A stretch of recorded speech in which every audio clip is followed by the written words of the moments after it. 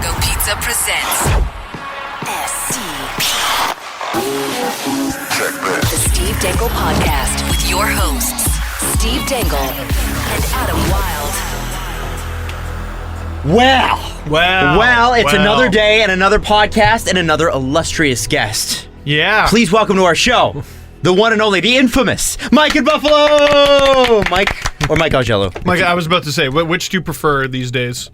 I'm good with both, but, in formal situations, okay, for example, we had the Puck Talks in June. When they put out the advertisement, they put out Kevin McGran, Mike Zeisberger, Steve Dangle, Mike in Buffalo. I wouldn't mind if it said Mike in Buffalo Augello, because people know me as Mike in Buffalo, but not just Mike in Buffalo. I've been writing for Hockey Buzz for 9 years, and I'm a member of the PHWA, and I'm trying to be both. My name, I want to be associated with it because my name is on Twitter as Mike in Buffalo, but my name is also Mike Augello, so I'm trying to... I get it. I see it. Totally understand. I think on my book, it's going to be Steve Dangle Glynn. Because if Glynn wasn't there, I think my dad would just start weeping. He'd be like, "No, I'm still proud of you, son."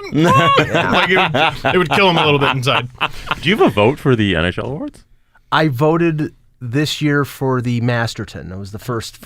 I've only been a member for a year, and this was the first time I got a chance to vote. So do they let you? Do they only let you in slowly? Like, how does that? It's like, okay, well, you're gonna get the shitty award first. So just to make sure we can trust you. Well, I'm a member of the international chapter, so I think they were limited to the Masterton, and I know, maybe after a while, I don't know the exact rules, but I know like certain people had other awards to vote for. I would have loved to have voted for the Calder. Obviously, my choice would have been Patrick Laine. No, just kidding. Get out, sir. Yeah. By the way, the Masterton is not the shitty award. I'm just kidding. Please don't tweet me. Don't at me. Be offended by that. Everybody, man. Come on. What a silly question, Jesse. Masterton would have been pissed I was off. just kidding. So I've actually never heard of that before. What is the international chapter of the PHWA? Not exactly sure. That's cool, man. That's cool. There are chapters in every city.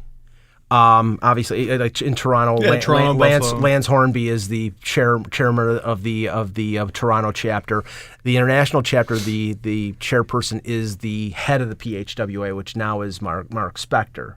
So, although it was, I'm going to ask you to get a little bit closer. Here, bring your microphone in closer. I'm going to. No, you're cool. You're cool. Sure? I just want to, Mike. No. I just need you to bring your mic in a little bit closer. If that's cool. Just because I want the people to hear you. Yeah, no. And I want to know about this chapter, because it sounds like you guys would, get together and maybe wear rings and maybe drag the stone of shame and the stone of what is it? The stone of triumph. There are no sacrifices on an altar. There's no bloodletting. Nothing of that nature. I'm a little disappointed, to be honest. No, I think that the international chapter was created for more of an online presence, because there's been and again I've been a member for less than a year, so I was told that was the chapter that I had the best chance of getting in, so that's the direction I went, and that's where I am. So I have no complaints, and I have all the rights and privileges of anybody else who's in the PHWA. So that's cool. Yeah. That's wicked, man. Yeah, it's really cool. Yeah, believe me, from being from where I've come from, to be a credentialed member of the media, to be a member of the Professional Hockey Writers Association, it's bizarre. So let's start from the start. Because I remember listening to you on the radio. Yeah. So you used to call in when I guess it was AM 640 used to have the Leafs talk. Was it Andy Frost back then? Yeah. Yeah. It was always Andy Frost. He started in 1998, and I started calling in 1998. And just for anybody that's not in the Toronto area, AM 640 was a big AM station. Is sort of It's fallen off, anymore. but it's still there. And it's an AM signal, so it goes all the way to Buffalo, right? Like a lot of our FMs do, but AM signals, especially at night, bounce, right? So Jeff Merrick used to have a show. Yep, with Bill Waters, a former assistant GM of the Leafs. So they kind of had that Leafs Talk lunch show before anybody else had it. Before TSN came along, it was like kind of the Fan and Mojo, right, or whatever they called it. Right. Well, no, it was AM 640. And I called both shows. I mean, you did? Yeah. I mean, Leafs Lunch did not come into existence until I think like 2001 or 2002. Jeff would know. But Leaf Talk started in '98, and like one night, I was just like flipping through the dial looking for the game. The game had just ended, and they said Leaf Talk with Andy Frost. And I didn't know who Andy Frost was because I listened to Q107, but not Sunday mornings, not Psychedelic Sunday. I started listening after it. But they had this call-in show, and I was a call-in guy for like back to when I was in my. Even before my early teens, when Scotty Bowman had a call-in show in Buffalo when he was coach, when I was like 12, 13 years old, I was calling in and asking him about, what's this defenseman Mark Ferner? Where is he from? Asking him like really specific questions about players, and they're like, "What the hell is this kid calling up for?" Can you imagine if they did that today? Oh no, I mean, we're going to do an hour with Mike Babcock now. Wow. Yeah. No, but it was an hour a week. And that's 1979, 1980. This is before sports radio. They would have sports shows, but it was on a station that would have music or news. Oceans of great music and sports talk for one random hour. Yeah. They were always, radio stations back then were a lot more full service, right? Radio for guys. Yeah. Didn't exist. Remember all that? Yeah. Oh, yeah. Well, one of the wannabe Buffalo sports stations called it sports talk for smart people. Wow. And it was obnoxious. The host is still on in Buffalo, and anyway. But there was a show, and Mike Robitaille, who was the Sabres color commentator, Jim Kelly, the late great Buffalo News Buffalo News sports columnist, and he worked at the Fan 590 for a while. Yes, he did. I got his tea order every day. Great guy, absolutely great guy, and a number of different hosts would have a sports show, and I would call in, and it was predominantly Sabres because it was in Buffalo. And I would call in, and then they'd say Mike in Cheektowaga, which is the suburb of Buffalo that I'm from. No fires, by the way. That's the Irv Weinstein Channel 7 reference, because everybody I talk to from Toronto, when they tell them I'm from Buffalo, oh, I remember all the fires on Channel 7. So Cheektowaga, by the way, is my favorite suburb in Buffalo. Oh, it's just the name. It's the best name. Yeah. Sorry, I didn't know and there's there a were lot of car dealers for some reason in Cheektowaga. Yes, there are. We get a lot of your commercials. I live a couple blocks from some of them. So anyway, I call up and they say Mike in Cheektowaga, and Jim Kelly's like, okay, Mike, what question about the Leafs do you want to ask? Because he knew it was me. Because I would call up all the time. So I started calling in 1998, calling in the Leaf Talk with Andy Frost, and I called up the first time. It was no big deal. Called up like a couple times after. They liked the fact that I was from Western New York. I had the Buffalo accent, which I can't hear. I hear my voice every day, and I don't hear a difference between my voice and your voices because I've been in Toronto so much in my life. It just sounds natural. But they encouraged me to continue to call because most of the callers calling in after the game were basically blasted, and like they'd been drinking a 12-pack of Labatt's, and they're, I want to trade Matt Sundin for a bag of pucks. I hate that Swede, this kind of stuff. And I was bringing like a serious point of view. I mean, I have my own opinions, but it got to the point where it was a regular thing. You're an arable caller, which I mean, as Jesse and I know, we run calls all afternoon on KISS. Is you might get 1 in 10. Yeah. My favorite game to play listening to sports talk callers is like, guess how many teeth. Especially the ones at night. You can hear that they don't have teeth. Like I don't know how to describe it. You can hear the air being sucked in through the gaps. Just talking through the gap in their bottom teeth. Well, I mean, listen, not everybody has a dental plan. and so sometimes You're it's right. a little bit easier. Dental privilege. But I've heard from sports radio producers in the building, and I won't say which ones, that they hate putting calls on the air. Yeah. Hate it because of that reason. not much of a secret. With Top 40, I'll be honest, sometimes you can take a call, put it into what we have, it's called a Vox Pro. You can edit the call up, make it sound cleaner. But with sports radio, it has to be live. You might be on a 7-second delay, but all of those ums and ahs, and a lot of people call and they have a question, which turns into a statement question, and you're not sure. So a guy like you would be like, thank God we're going to get some good content out of this. It's like a 60-second statement followed by, what do you think? Yeah. Matt Sundin a bum and needs to be traded, and he stinks, and I don't like him. What do you think? Yeah. Do you remember a particular show where someone called in and said the Leafs need to trade Travis Green for Joe Thornton? No, but that wouldn't be out of the realm of what was usually discussed. I mean, there was a great video clip, and I can't find it anymore. If someone can find it, please do. They have Andy Frost on mic, and for whatever reason, they had a camera set up. And he's like, "Well, I don't think it makes sense to trade Travis Green for Sean Thornton. They got a lot of." And he's like, "No, the other one." Joe Thornton? And he just hangs up the phone. He's like, I can't. That's ridiculous. We could just tweet Andy and ask him. Yeah. No, maybe. I don't know how active he is. No, and I know why. He when they were broadcasting the post-game show on Leafs TV, it was called. They changed it from Leaf Talk to After the Horn. Maybe that was it. After the Horn. And that was the fun. And now the funny thing was, it got to the point where. And this was a toll call back in 1998, 1999. I mean, it was like I was calling in and it was costing me like $6 or $7 every time I called. Wow. So it's like, and I said, guys, can you put me on earlier because it's killing me? I mean, I want to do this and I enjoy doing it, but this is so. What You're making demands. I'm surprised they didn't call you. Legit guest. Well, that's what they did. I would call in. I had to get through. And everybody, I swear, if I had $1 for every time somebody said, "Oh, they gave you a special number and you got through," no, I just knew when to call, and I had a phone with a fast redial, and I called until I got through.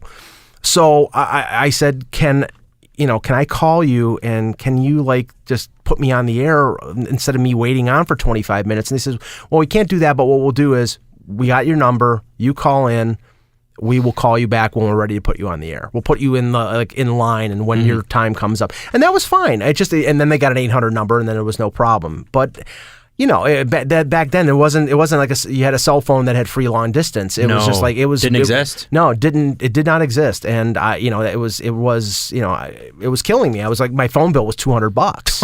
I'm like, okay. Back when that was especially bad, right? Now that's regular. Yeah, I'm like, that's pretty good. Yeah. Sounds great. Yeah. Okay, so you start off and you're calling into these shows, and you're what we would call a ringer. So somebody who comes in and actually, pushes the conversation forward, which we want. Right. Then, a few years must pass. When does this start to evolve into more for you? Well, okay. First of all, in '99, and I still to this day don't know how it evolved, but a reporter named Simon Dingley, who I'm friends with for CBC, he got. I think I recognize that. Yeah. Yeah, he got my number from 640 because the Leafs played the Sabres in the conference final that year, and they wanted a human interest story. Oh. Yeah. Leaf fan in Buffalo. Let's come into his house. I was still living at home at that point, and it's like They came in and they said, "Oh, put your Leaf jersey on, put the Leaf screensaver on your computer," which I didn't even have until they told me, "Do you have a screensaver?" You just had to put it in text. It was one of those wobbly. Whoa! Yeah, no, it was sort of that leaf that would go up and down. It wasn't floating in the aquarium with all the fish. No. So that one, you put the shading on it, so it was 3D, man. They zero in on my license plate with the Leafs frame. I mean, I looked like a total just like loser. I mean, I'm a fan. I'm proud of being a fan, but I didn't want just this, But imagine decking out your house in jerseys and trinkets. How silly that must look. But even at that point, I was aspiring to not be more than just a caller. I wanted to get into the business. Sure. And I didn't want to come off as being super fan. But that was the way. I mean, I got on the CBC. I got on the CBLT in Toronto. I still have the video to this day. I'm embarrassed as all hell, but it would be great if you put that on YouTube. You need to put that on YouTube. I will. Well, the thing that is on YouTube now, and I can find it, but it shows like how uneducated I was about television and about, I had my Leafs TV wanted me to do like a man in the street type of thing. 2007, the Leafs opened the season in Buffalo. And they sent me to Pearl Street Brewery, which is right near the arena, which was then, I think, Marine Midland Arena. Sabres had come off losing in the conference final. There was a lot of the Sabres are going to win the cup, all this stuff. Leafs come in, and they have me put my Leaf jersey on, walk into Pearl Street at lunchtime, and interview people who are eating lunch. And I'm like, I don't want to do this, but I want to get on Leafs TV, but I don't want to do this. It's so awkward. And you're eating you're interviewing people who are eating. Right. They don't want to do it. Right. Hey, you're eating. Do you want to talk to me? Yeah, it's hard to do an interview with a subject that doesn't feel like being interviewed. So I got through that. It was painful. I got through that, and I tried to keep it as light as possible. At the end of it, you did the last little speech, and then you hand it back to, I think it was Brian Duff, who was doing Leafs TV back then.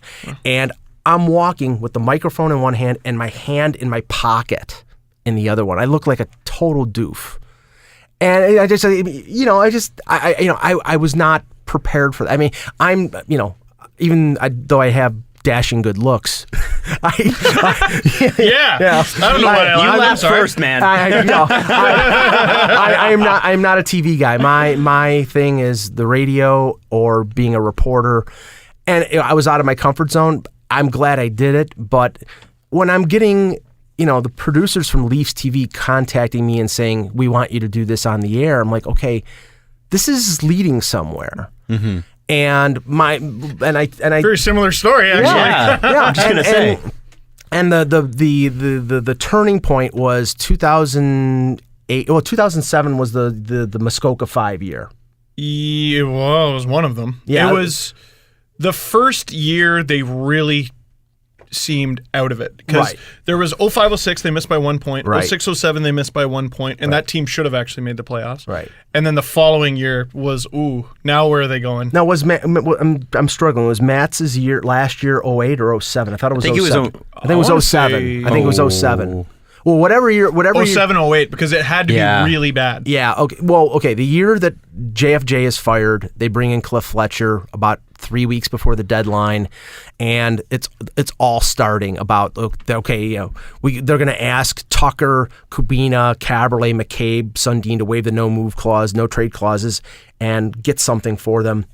They were within reasonable distance of getting, they had a chance to get the first pick, or at least get in the lottery to get Stamkos, and of course Matz blocks the no.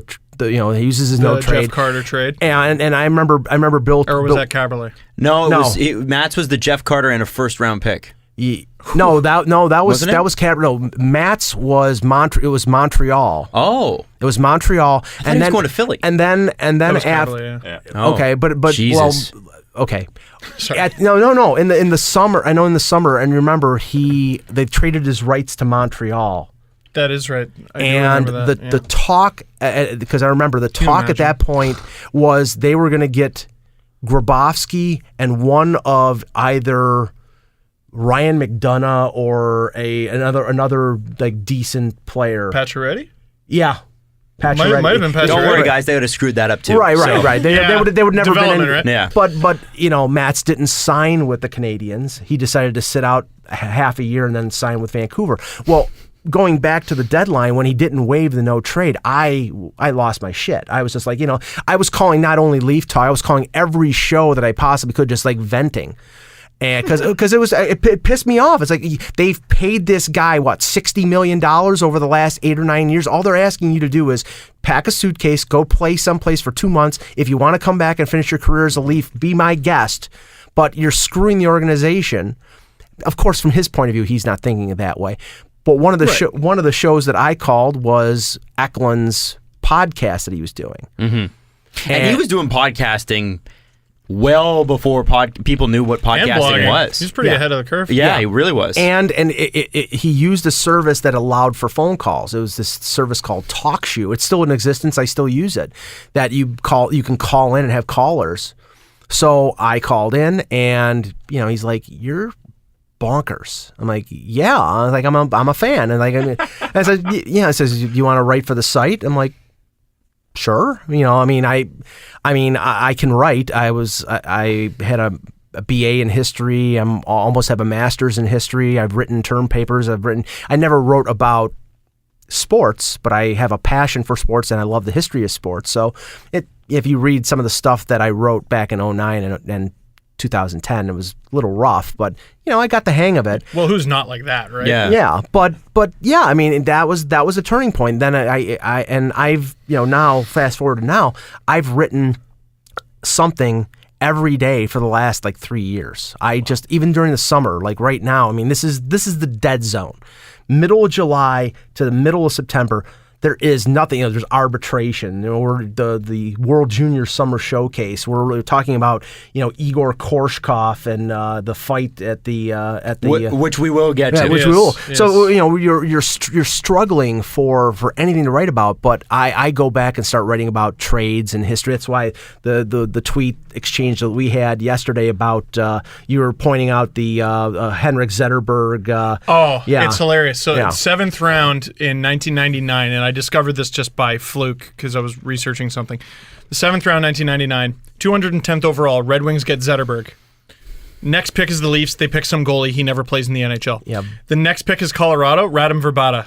Wow. So it was Zetterberg, who has 1,000 NHL games, 0, 1,015 NHL games. Yeah. Wow. And it's it's 7th round. It's the most Leaf thing to happen. But it's incredibly I think it was Vladimir Kulikov. It was something like Kulikov. I wouldn't have known it until I saw that. Never heard of him. But I responded with this. It's and it's not ancient history. 2012, 35th pick in the second round, they draft Matt Finn. And I remember everybody, this is a steal. This guy, he should have been a first-round pick. He slipped. The Leafs got themselves a win. And, no offense to Matt Finn. Because people got excited about Matt Finn because, he was in a Memorial Cup and he looked... And we're being sold on different attributes back then. We were being told that they had to get big, they had to get strong, and that was the prevailing thought was big and strong is the only way to win. And I saw Matt Finn play for the Marlies, and the foot speed was definitely a problem. And then he gets thrown into the garbage heap of the Michael Grabner deal. But you look at that, right. You look at that draft, 43 picks after Matt Finn, Flyers take Shane Gostisbehere. 7 picks after that, the Blues take Colton Parayko. That's where the Leafs, thankfully, under Mark Hunter, the evaluation of talent, at least in the first round, has been really, really good. They've hit on. It was Nonis in 2014, but they hit on Nylander, they hit on Mitch Marner. First pick, I think I could have hit on Austin Matthews, and I think they were very fortunate that Liljegren got mono, because I think they got the best or maybe the second best defenseman in the draft at 17. But the difference between the Leafs, being able to build that, collection of players is getting players in the second and third round. That's why a lot of people were hoping that Bracco and Dermott and Nielsen and all these guys, they really come to the forefront. If you look at the Blackhawks from a few years ago, great. They had Kane, they had Taves, top picks. Boland was a second-round pick. Brandon Saad was a second-round pick. Corey Crawford, who I think was a third.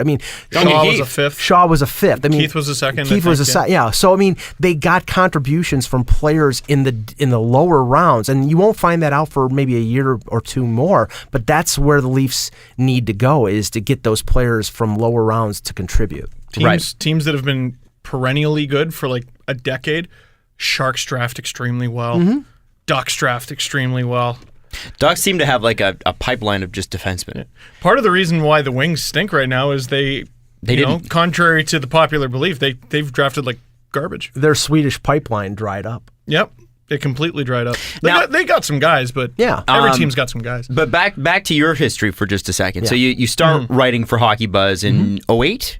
08, 08. 0809. Yeah, 08. Well, started as sort of like a temporary guy, guest writer type of thing. I would send my writing to Eklund, and when he got around to it, he would post it. And then Howard Berger was the writer, was more of a columnist then. And we had a guy named Alec Brownscombe who started Maple Leaf Hot Stove. He wanted to start his own website and did, and left Hockey Buzz. And Eklund comes to me and says, "Do you want to go full time as the Leaf blogger?" I'm like, "Sure," and I was writing maybe 2 or 3 times a week. It only got to the point where I knew people wanted more. They didn't want 2 or 3 times a week. They wanted every day. They want to be immersed in information about the Leafs. So that's when I started writing, pretty much 7 days a week. But like in the last 3.5 years, I've written every day at all times, sometimes twice a day because things happen.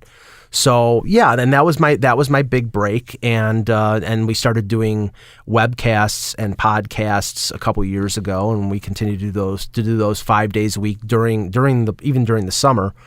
And only recently, in the last month or so, I started writing for the Sporting News as a contributing writer.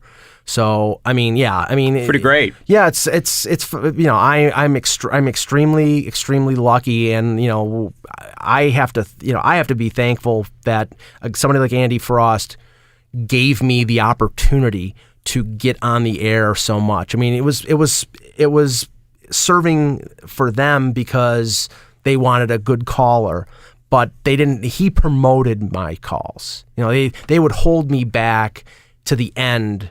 Because Mike in Buffalo was coming up. Right. And I mean, people would listen for Mike in Buffalo. Yeah, I had, and he probably won't remember this, I had Ryan Strome contact me through Twitter. I think it was a year after he was drafted, and saying, I have to say, I listened to you in the car, and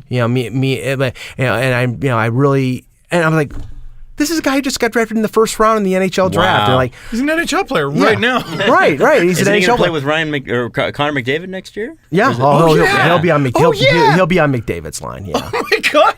Yeah. And okay, I'm 50 years old. CJ, Chris Johnston, is in his mid-30s. I think he's only a handful of years older than Adam and I am. Right. And just so much more successful. Oh my God! Egregiously. And at one of the Puck Talks events, I met his dad. His dad is a great guy. That was really cool. Yeah. And his dad tells me that him and Chris, when they're driving back from a Leafs game, they're listening to me on 640, and I'm like, Chris is as big in this business as you can get. He's great, and I'm like, this guy was listening to me.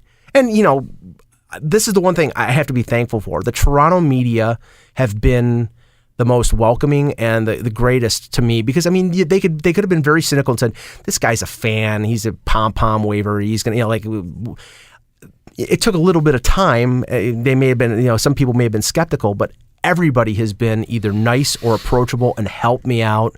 And I'm really thankful that they've done that, because I think they recognize that I want this as my job for the remainder of my life. I worked in a bank for 16 years. I tried to become a teacher, and believe me, I would have done the profession to make money, but I'd rather do this the rest of my life because it's fun and I enjoy it. Mm-hmm. Well, and I think what we all recognize here is the egos, I think, are a little bit smaller in this country because we don't have the star system. Yeah. Everything. The star system. The star system, as in, like, if you're in England or Australia, they have legitimate stars that are just native to their country. But in Canada, it's like you're not a star until you make it in the States. Yeah. And really and truly, there are very few people that are legitimate stars in Canada only. Jay and Dan, they were the biggest thing going on, and so they left. Because that's what you're supposed to do. Exactly. You're supposed to leave the country, right? And you look at Drake, like, no one would take Drake seriously if he was just a Canadian rapper, right? Mm-hmm. But because he's an internationally renowned, hugely successful rapper, people are like, yeah, he's ours, though. But Canadians, we have this thing about, we eat our own, right? Whereas, if you get a little too high, we take you down. Cardinal was doing his thing for like 10 years before, and then he gets into the States and everyone's like, oh, it's okay to like him now. Yeah. It's cool. Yeah, no, I was ignoring him when he came out with, Hustlin' and Everyday Rude Boy. But now that he's with Akon and he's on, Z100 in New York, then it's cool. There are many Canadian rappers who are just Canadian, like only big in Canada, who like it was okay to like when I was younger. Yeah. Like, it's still that way. It's still that way. Chaos, I think, is the only one.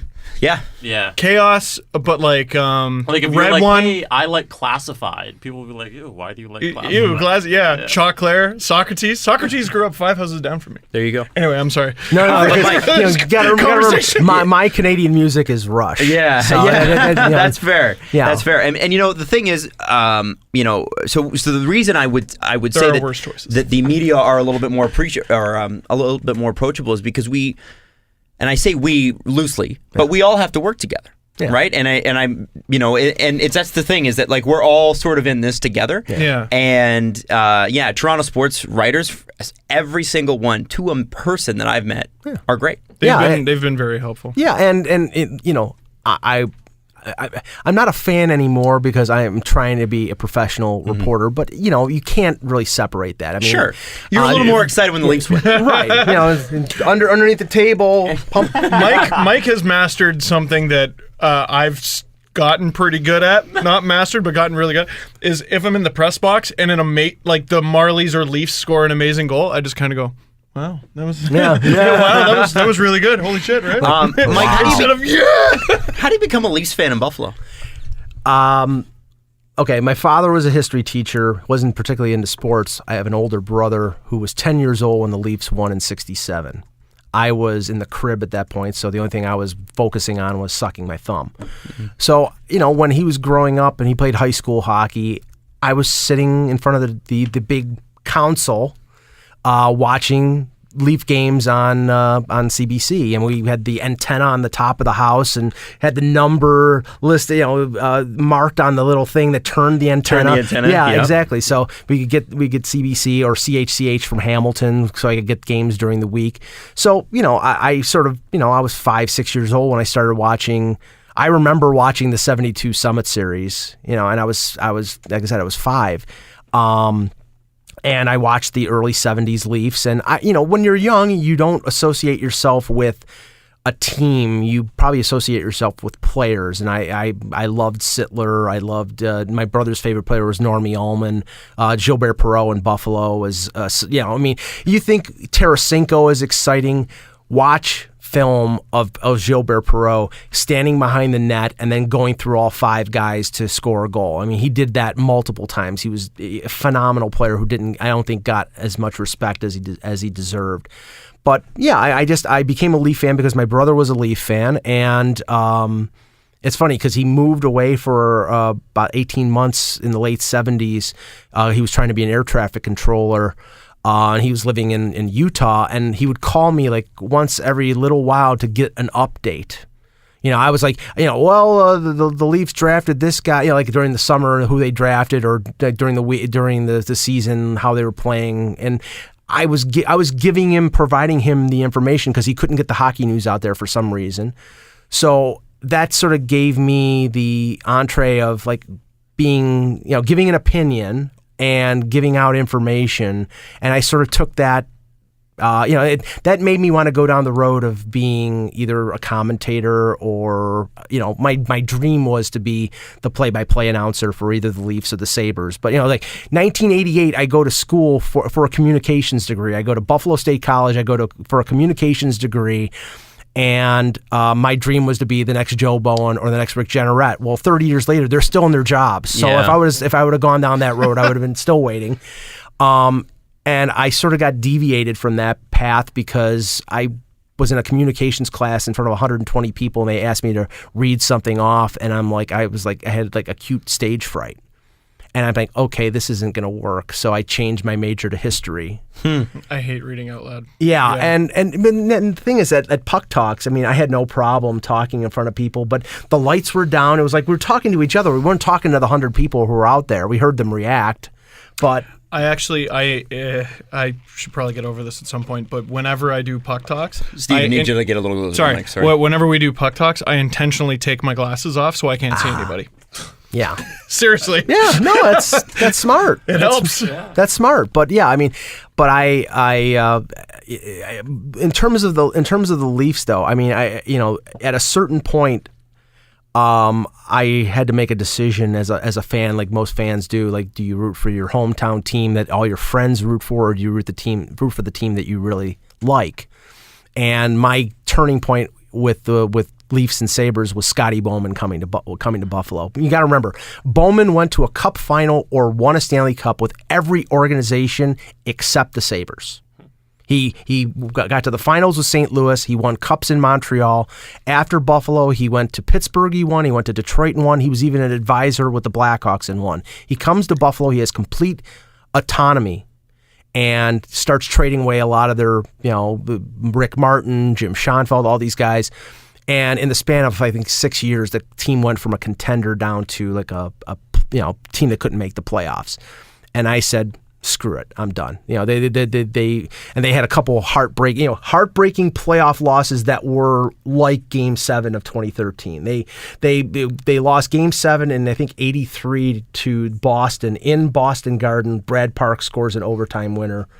They lose. Then 2 years later, they're leading 5-3 in the third period of Game 5 against Quebec. And a former Sabre, Andre Savard. No, it was Brent Ashton, Carter Ashton's dad, scored the game winner.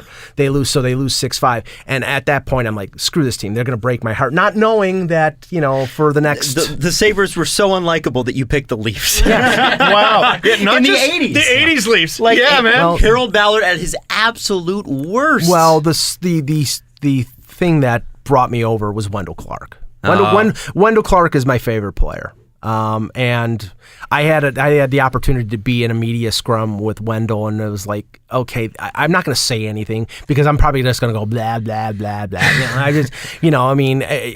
I met him the year of the full season lockout. The 640 Jeff Merrick and 506. 506. Thank you. They brought a bunch of fans down to watch the AHL affiliate of the Leafs and the Sabres, the Amerks. The Roadrunners at the time? No, it was the St. John's Maple Leafs at that point. Oh, yeah, I think so. And then very shortly after, yeah. No, because the Roadrunners were Edmonton's farm team, right? Yeah. But they played here, yes. Right. Okay. So they brought them down, and they made this a big event. They had the ice painted blue. It was I don't know if they were experimenting with for some reason they had a blue tinted ice. It was weird. At least it wasn't the puck. That sounds like 90s hockey. Yeah. So and they brought a group of fans down to Pearl Street, and Wendel Clark was there, and I brought my Wendel Clark jersey. I'm the same age as Wendel Clark. That's the thing. But he's a hockey player. He's on Mount Olympus when it came to me because of the way he played. And I just, I have no problem like talking or asking a question to Austin Matthews or, I've bumped into players who I saw play when I was 12 years old, like Mike Foligno, who's a scout. I've seen him at Rico, and I have no problem saying hi and how's it going. Wendel Clark comes in, I'm an 18-year-old kid and I'm babbling. I can't get over it. So, and you could not, he could not be a more unassuming, eassoning guy. No, he's a great guy. Every time I've met him, I'm like, man, you are just awesome. Now, I know Steve was in the locker room at this point for the Centennial Classic. Yeah. I just wanted to make sure I didn't trip over something and make a complete ass of myself because you walk in this room and, the thing you would have tripped over was my tongue because I was interviewing Felix Potvin. Yeah. So, I mean, John the floor. It was I was the same way. It was Wendel sitting next to Austin Matthews. It was Doug Gilmour sitting next to Mitch Marner. Oh, you went to that one. Yeah. I wish I went to that one. Before the old timers game. Yeah. This was the perfect matchup. Al Iafrate sitting next to Jake Gardner. That was perfect because you talk about I'd say talent, superior talent, and lack of hockey IQ. That's the perfect matchup. Unpopular opinion. Yes, but one we often share. Yes, but to be in that room with Tucker and Domi and all these guys, I mean, it's just like, okay, I'm just going to, I'll ask a few questions, but I'm just going to drink this in because it's these are all the guys that I root for or had rooted for in the past, and it was just such a cool place to be at that point. I'm glad you did that. it becomes too much like a movie to me. It's all these people I've seen on TV my entire life, and they're all there at once. Yes. Like, this isn't randomly, oh, Dave Vanderchuck's in line for coffee at the same Tim's. I'm going to go say hi. Like, this isn't, an accidental running into. This is imagine if the main character from every cartoon you ever watched somehow showed up and they were in the same room. Yeah. I just go, oh, that's Dave Vanderchuck, and I just talk to him. Okay, that's done. Oh, here's Brian McCabe. And then when I walk out, I go, okay, that was pretty neat.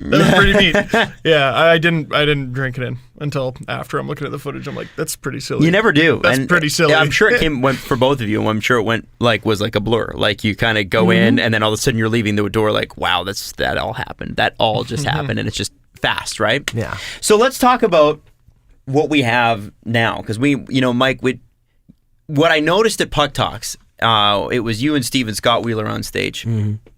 There is your point of view is not dissimilar to ours, but it's also not exactly the same. Right. You have a point of view that is a little bit more of, we love the analytical approach. Sure. We recognize, though, that it's not the only approach. And yours is a little bit more, and I hate to say old school, but it's a little bit more traditional in the sense that you're looking at what you're seeing, right? But you're not discounting what the numbers are saying as well. No, I there's value in numbers. I just don't think you cannot be a slave to numbers. I mean, I'll be brief on this. Going back to my youth, one of the things that made me more of having a wide breadth of knowledge about hockey was playing a game called Stratomatic. And Stratomatic, it was a board game back then. I love it. Yeah, now it's a computer game. And basically, what they would do is they would give an offensive, a defensive rating, and a dice roll for a shot. And like a guy like Gretzky scoring 92 goals, and if you do a roll, everything on the column is a goal or a goalie rating or something like that. But it would not to get to the particulars of the game, but it took a sort of prehistoric analytical approach. It used shots on goal for offensive rating. It used shooting percentage to determine the quality of the player's shot. At that point, they used sort of just like eyeballing for, they had representatives in every NHL city, and they would do the defensive ratings. But I learned, it was easy to learn about the Sabres because they were in Buffalo, or the Leafs because I saw them on TV. I learned about guys like Charlie Simmer and Marcel Dion in Los Angeles, or Thomas Gradine in Vancouver, based on their stats and based on the cards and how we were playing. So I learned, and I still have a respect for analytics, and obviously it's much more advanced today. But I think that the problem is that people get too close-minded on one thing. I'm trying not to be too close-minded on something other than just what I see. But I think that there are people on the other side that get too close-minded about, okay, it's all in the numbers. It's not all in the numbers, because somebody can have great numbers and be a crap player. And I think I've seen too many instances of that. Fair enough. Yeah. Well, and another thing, of the people who maybe hold more traditional views, I like listening to you more, because we debate and talk without it ever being an argument. Yeah. You're never an asshole. You're never just like, what? That's ridiculous that you believe that. Well, because my point of view when it comes to anything, and I'm not getting into politics, when it comes to politics or when it comes to sports, is you can agree to disagree, but I want to hear the other side because I can learn more about it. Well, and I there's a lost art of the argument, which is you present yours, I present mine, audience makes their call, but it doesn't get personal. Right. And that's the thing that I think we need to get back to, is that it doesn't have to be a character assassination or a hit piece. It's just, I have this viewpoint and here's why. Yeah. And you have that and here's why. And the other thing about an argument is you don't need to be right at the end of it. Right. I mean, how great would it be if you were wrong and you figured out you were wrong? And you learned. All an argument is you're presenting information and someone else is presenting the information they know. Yeah. If you decide at the end of it, you know what? Their information's better. Yeah. What a great thing. You just learned Yeah, something. well, but then you've changed your mind. You're That's a flip-flopper fine. at that That's point, fine. Steve. You have I no. don't understand flip-flop Yeah. shaming. Is that a thing? Yes. That is a thing. Well, Yes, it is. I say it's all phooey. How about that? Wow. You have no core. That's you have no belief system if you come off of your whatever. How dare you learn something? Yeah. How dare you? Okay. I have some views on Santa Claus I would like to share with you. So, yesterday, or a couple days ago, I guess, Babs and Lou Lamorello, Kyle Dubas, they're all at the tournament going on right now. Right. And forgive me, I can't remember what IHFC thing. The World Junior Summer Showcase is the title of the... Yeah. Right. So Babs they're all being interviewed, and a couple quotes that came out of it that are very, very interesting. I'll get to Lou's in a second, but first, Mike Babcock says, we needed to find a defensive partner for Morgan Rielly, and it appears Ron Hainsey is the guy. Boy. I mean... I don't know how down with that I am, but... Yeah. So is Ron Hainsey the guy that's supposed to let Morgan Rielly be Morgan Rielly, and that's why he's a steady, stay-at-home defense? Because he is... average. He's average. Yes. Average. Maybe even slightly below in certain metrics. But does he let Morgan Rielly just go and be Morgan Rielly and the best Morgan Rielly that Morgan Rielly can be, and that's a good thing? Well, I mean, I have yet to see evidence that Mike Babcock is going to allow Morgan Rielly to be Morgan Rielly. I hope that eventually he will, because he's a plus offensive player. You need to let him carry the puck and create, because I think that will optimize his value as a player. And when I saw Ron Hainsey be signed, and they lose Hunwick and they bring in Hainsey, I'm like, okay, that's a good bottom pairing ad. Now I know that he played top 4 minutes in Pittsburgh, but he played it because they didn't have anybody else. It's also worth mentioning that even though the Penguins won, they did get their teeth kicked in. Yeah. Like in terms of shots and all that. Ron Hainsey was a 5-6 with Carolina. They were playing Pesce and Slavin and Falk and Hannafin. Hainsey was on the bottom pairing and killing penalties. So to expect, and right now, I mean, maybe they're saying this because they really have no other choice. They have nobody, if they put Zaitsev with Rielly, then who do you put with Gardner? Well, you go left, right, you put Carrick there. Then you're paying $3 million for a bottom pairing defenseman. I don't think the fit's there. First of all, he's a left shot playing right D. And that's something we know that Babcock doesn't like. But really, there's no option in the system. All these young guys, Dermott's a lefty, Rosen, Borgman, they're all lefties. So is Andrew Nielsen, but I don't think, so, and it's not going to be Alexei Marchenko playing a top pairing. Yeah, and they have a couple guys who play right but are left. Right. Like Valiev is one. Well, the first thing I thought when I saw those pairings was, this is out of order. Like, because the second I saw it, the Gardner-Zaitsev pairing, I'm like, there's your top pair. And then Rielly-Hainsey can be like your quote-unquote shutdown pair, because that's sort of how Rielly was used during the playoffs, especially. When you see the minute breakdown, if he sticks with this, Rielly's going to be playing 26, 27 minutes a night probably, and Hainsey will probably play. That's the thing. Maybe they'll sub in somebody else and Hainsey will play more penalty killing, but I would think if they're going to go with this, they're going to go with this as a tandem that they keep together. And I don't know. I don't want Ron Hainsey playing 26 minutes. He's a fine player. I have nothing against him. I think it was a good signing, but I thought it was a signing to replace Hunwick. And Hunwick, who got the third year in Pittsburgh. Right. Which we didn't want to give Hainsey. Yeah. That's, Matt Hunwick is a fine player. He's a bottom pairing guy. He grew on me. Yeah, he grew on me. I didn't have a real big problem with him. Let's just say this. I would have rather had Matt Hunwick in the lineup than Martin Marincin. Martin Marincin is yeah, we were talking about this before the show. Did he hurt you? No. No, and this is a flaw in my character, but I've always ever even going back to when I was a caller to Leaf Talk, I've always zeroed in on one player who is so bad that I must destroy him. It used to be Corey Cross, Anders Eriksson, Jyrke Lume, Aki Berg. Aki Berg was the. He was terrible though. Yeah, and Marincin is horrific. He's not. He's just. I mean, okay. He's for his son. But Mike, the numbers. Oh yeah, the numbers. Well, and see, and this is where I've gotten into arguments with people on social media, and I try to keep things civil.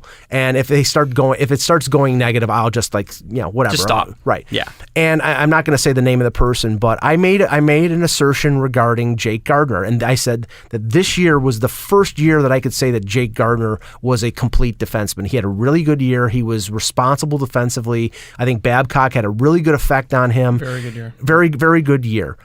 Before that, he was a liability, and I said that on social media. And somebody talking about knuckle dragger, Corsi 4, PDO. I think I might know who that might be. Just I did not see this exchange, but I'm assuming I know. It could be 19,000 people. I have a feeling. Yeah, we'll share it after. But he's like, I can't respond to somebody who doesn't think that Jake Gardiner is a good defenseman. I'm like, but you didn't say that. Shut yourself off. You didn't say that. Right. You just said he was a more complete defenseman, right? And you know what? Jake Gardiner was a liability. I talk about Jake Gardiner and Martin Marincin the same way, except Jake Gardiner does things that make me forgive him. Yes. Whereas Marincin often does not. But I'll just say what I said before the show. He reminds me of me as a defenseman playing... Marincin, this is. Yes, Marincin, playing defense online in EASHL. When you're in a division just above your skill level. When I'm playing against a computer, I'm an offensive defenseman. I'm scoring goals, I'm left and right, I'm not passing the puck, screw all that. When I'm online, I suck, so I have no offense whatsoever. All I'm doing is poking the puck, and I'm really steady defensively. I'll always be back. And twice a game, I just go, here you go, and give away the puck, and it's a goal. See, that's Marincin. Solid, dependable, except for when he's not. My comparison is that everybody else on the ice is playing as if they were on Rogers cable, and Martin Marincin is on a dial-up. He's that slow. He's that. I mean. But he's got a big wingspan. I think people like that. And the thing with Martin Marincin too. So does a condor. Yeah, there's lots of things. I also think Rogers cable is really fast, and everyone should get it. It's reliable. Yeah, you know what? Mike makes a good point. Rogers products in general they're a cut above. They're the Austin Matthews of cable programming. We should all get a share plan. Yep. Hey, share everything plan. Share everything. Yeah. Yes. Yeah. That is all rights reserved, by the way. I think. I mean, here's the thing with Marincin. What I love about it is that because we're Leaf fans, we're debating the Leafs 7-8 guy. Right. And he is a 7-8 guy. He played, and the thing was, when he played the year before, the reason he played so much is they didn't have guys that they could sit for, that long. Well, he was like a top pair. Yeah, he was a top pair guy because they had nobody else. Right. But the fact that in 1 year, in one summer, he went from that to, we used him as a last resort in the playoffs because we had to. Yeah, may or may not even be in the lineup. To me, that sounds just progress. Well, I actually think that Marincin and Marchenko are going to get the Josh Levo treatment this year because they're the locked in 7-8. If they carry 8 defensemen, they'll carry Marincin and they'll carry Marchenko, but they may never play because you say Dermott and Carrick are your bottom pairing.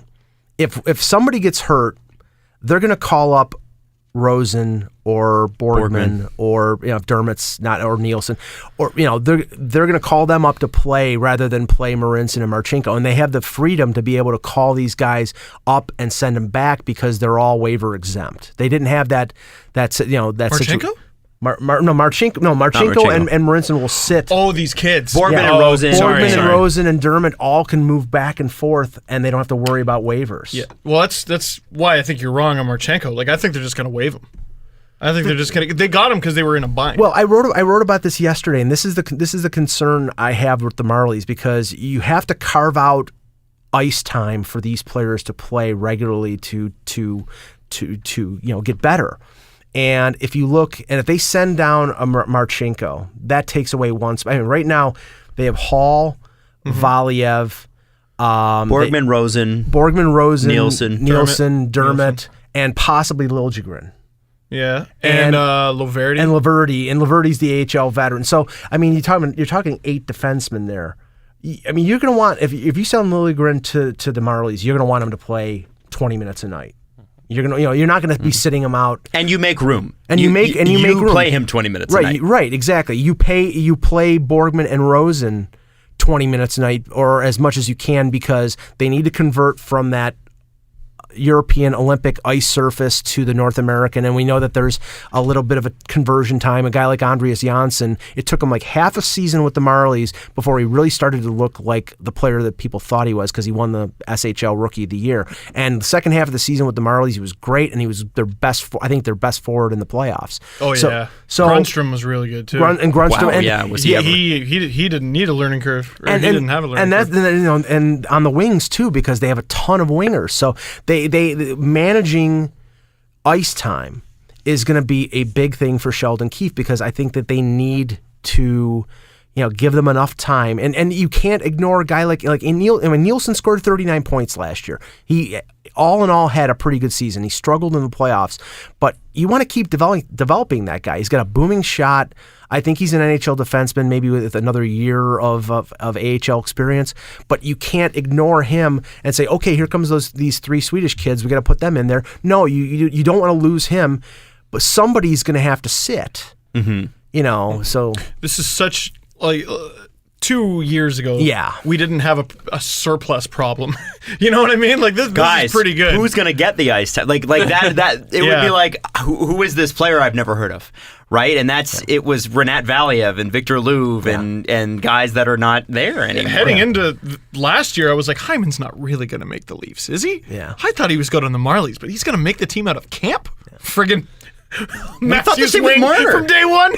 Well, we might keep Marner 9 games and then send him down. Yes. That was less than a year ago. I was one of the people that said, okay, I was scared for him. It was like, okay, he's got that innate sense of being able to avoid physical confrontation, but will that take place in the NHL? And he got hit once, maybe twice. Probably the whole season. Really, the whole season, and the one where he got hurt was a fluke. Right, it was exactly, but kind of trip. Right, but 2012 Calder Cup final, when the Marlies made the Calder Cup final, one of their top defensemen was Simon Geispers.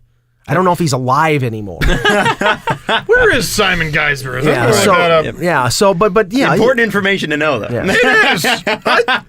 I think you're being sarcastic, but I'm not. He's an all-state agent now.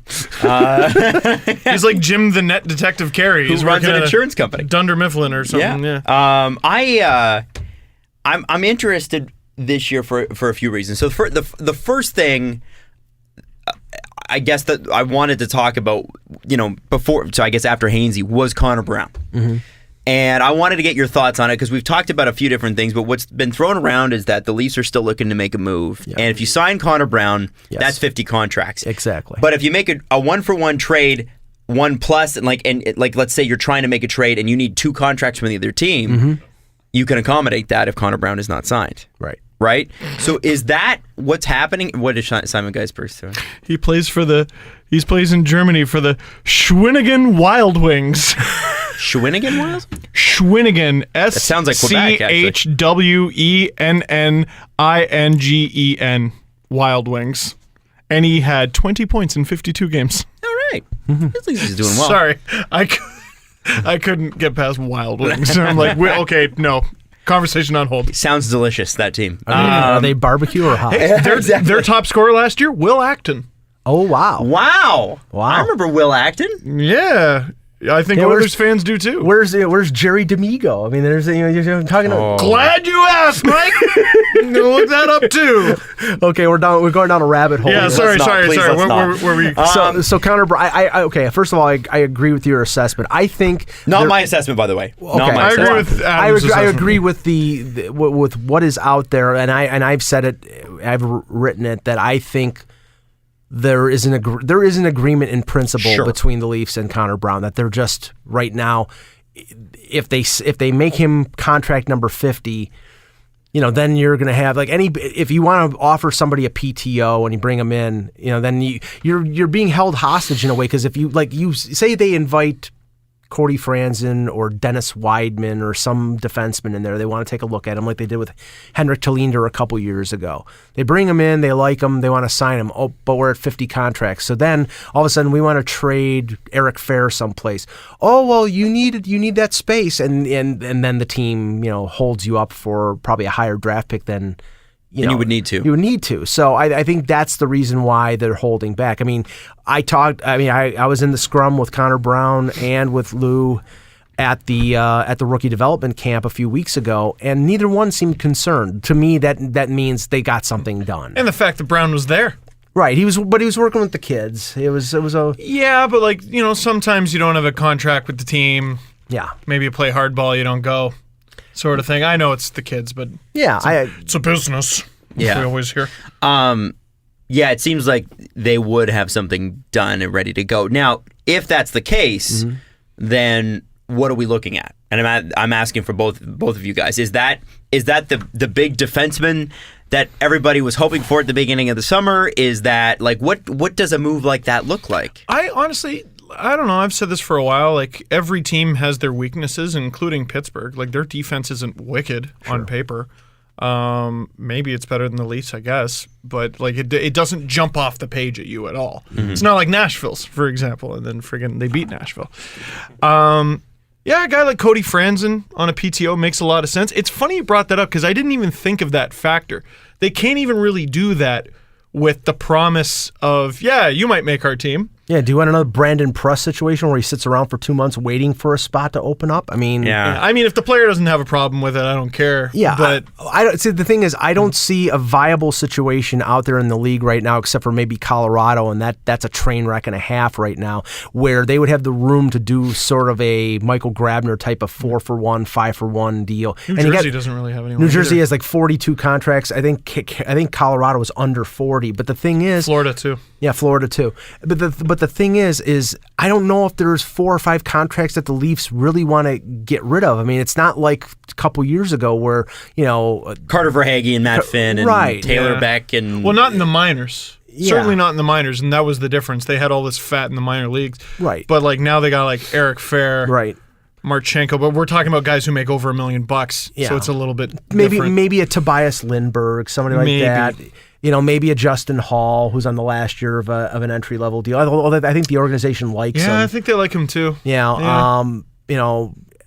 They really don't have they have Kaskasuo. I don't think they're going to dump Garrett Sparks after they sign him to a 2-year contract. So I think he's the Leafs' backup goalie next year. Not this upcoming year, but next year. Well, his groin problem, which is every other day he has a groin problem. If the freaking guy could just stay healthy. He should be the Leafs backup this year. Yeah, if he had a fantastic year with the Marlies. He just couldn't stay healthy, and then they had to put Bibeau in there. And Bibeau, that game, that St. Patrick's Day massacre at the ACC, where Bibeau let in 7 goals in the third period.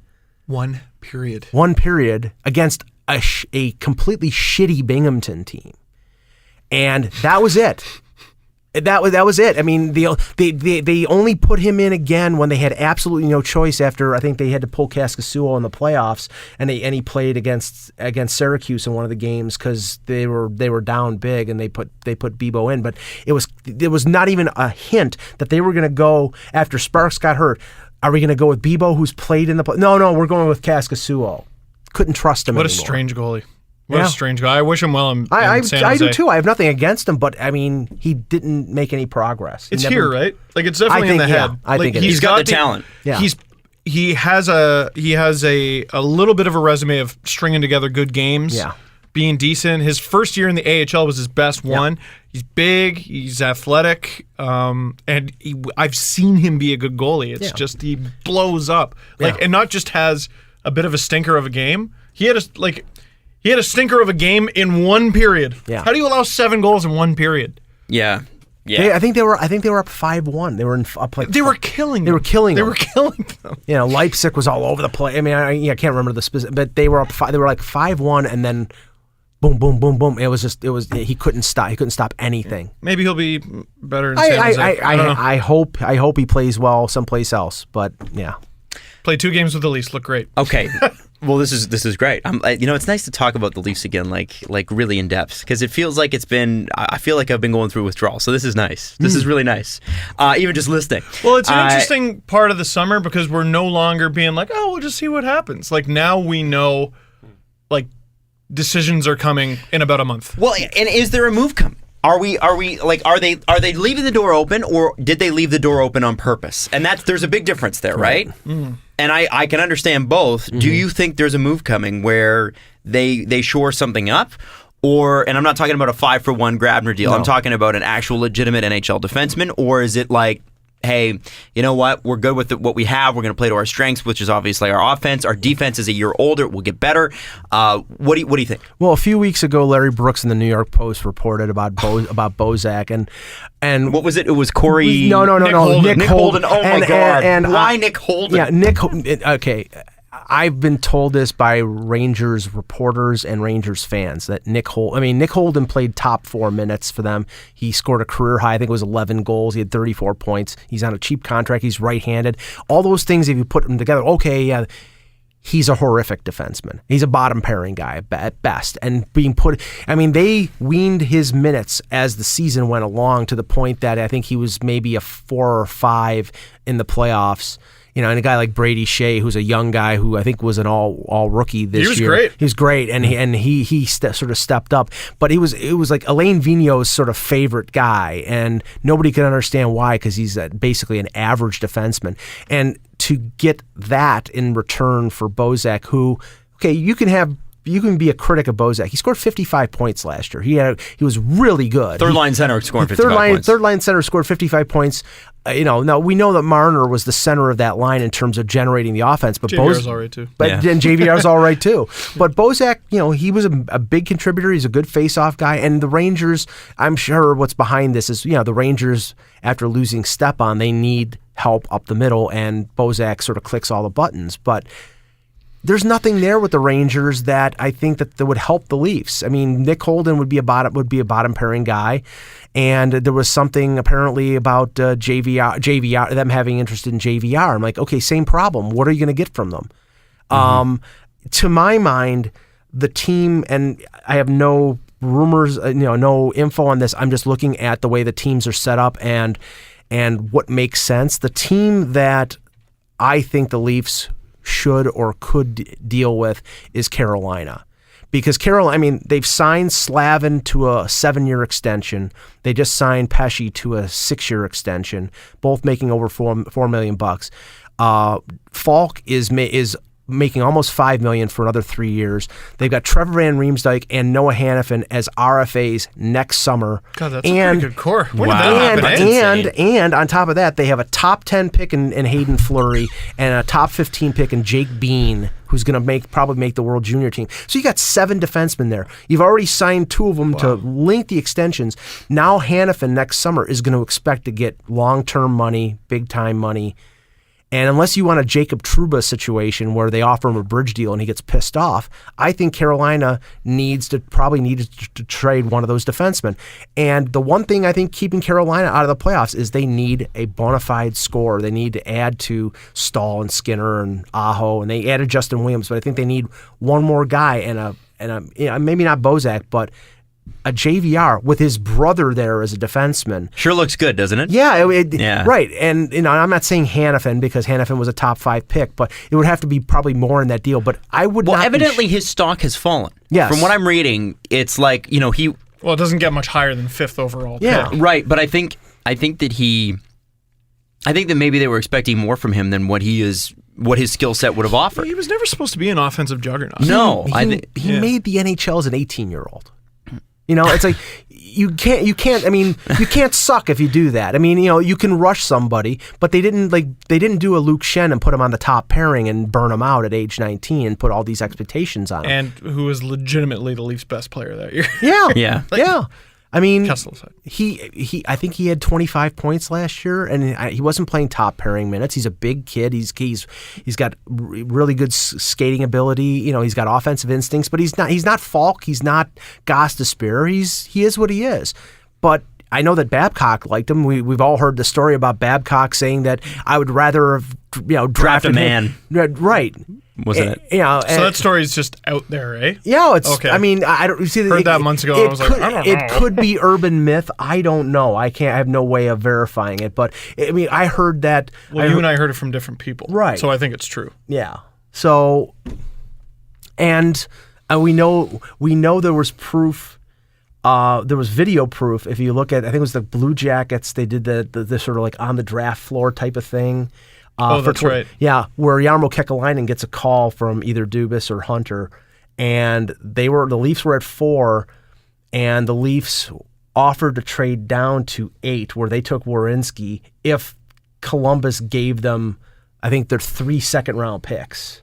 Because Columbus supposedly wanted, and Kekalainen didn't like laugh it off. He thought about it for a second and then decided to, stick where he did. And then, he got Werenski, but okay. I mean, if they wanted Hanifin, if Hanifin was the guy, that was probably the price they were going to have to pay to move up to 4. They never did it, but I mean, I think the Leafs would have probably been happy if Hanifin had slipped to 8, or maybe Marner slips to 8 because there were the questions of his size. I mean, it's all. Or maybe they draft Werenski. Or draft Werenski. So I mean, yeah, it's a whole lot of what ifs. Yeah. Well, and it's crazy. I look at the team as it stands right now, and that's why I keep asking about: is this supposed deal? Is this something that they're working on, or is it something that they've just opened the door to? Because here's the quote that I thought and I enjoyed from Lou Lamoriello, and there's very few quotes from Lou Lamoriello that really mean something. Mm-hmm. But because he just talks, he talks around, and he's brilliant at it, and I love watching it. But Lou said, "We got a lot of prospects and almost no room." He did say that. I'm paraphrasing, but he did say there's no room for him. He said, so it's going to be a really interesting camp to see who makes it and who doesn't. And it's like Hunger Games a little bit, which is good. You want that. You want some competitiveness. You want people to really earn their spot. But at the same time, that tells me, well... I see 3 things the Leafs can do, 3 scenarios. One is they make some sort of trade like that with Carolina, where you can always trade a player on your roster for a player on someone else's roster. That's always a factor. Number 2 is they just hope and pray they lose a guy like Fair or Marchenko to waivers, which you hope and pray, and you're not going to know until literally the season begins. Right. Option 3, and I want to see how long they stick to their guns on this. You got to give up a pick or something. You got to give up a pick or a prospect. And is that the worst thing right now? Given how much depth would you really need to give up to give a crap team Eric Fair and a 5th? A 4th? The 4th that you got along with Fair? It's Vegas. I mean, if you remember, when the trade was made, everybody thought they got Fair to, it was that 70-40. 70-40, yeah. Yeah, but it was also, he was drafted in the first round by George McPhee. And okay, maybe this is a guy that we can trade to, maybe he wants him, he wants to bring some veterans in there and not get walked over in their first season. But then, they pick Leipzig and nothing happens.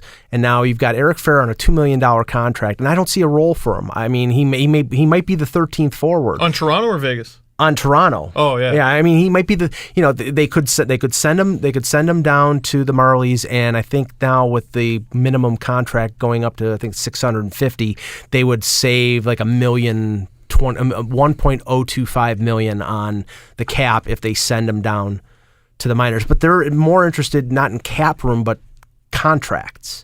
So I think they would have to throw in a draft pick to move out of Fair. They would have to throw in a big draft pick to somebody for somebody to take Joffrey Lupul's contract. Right.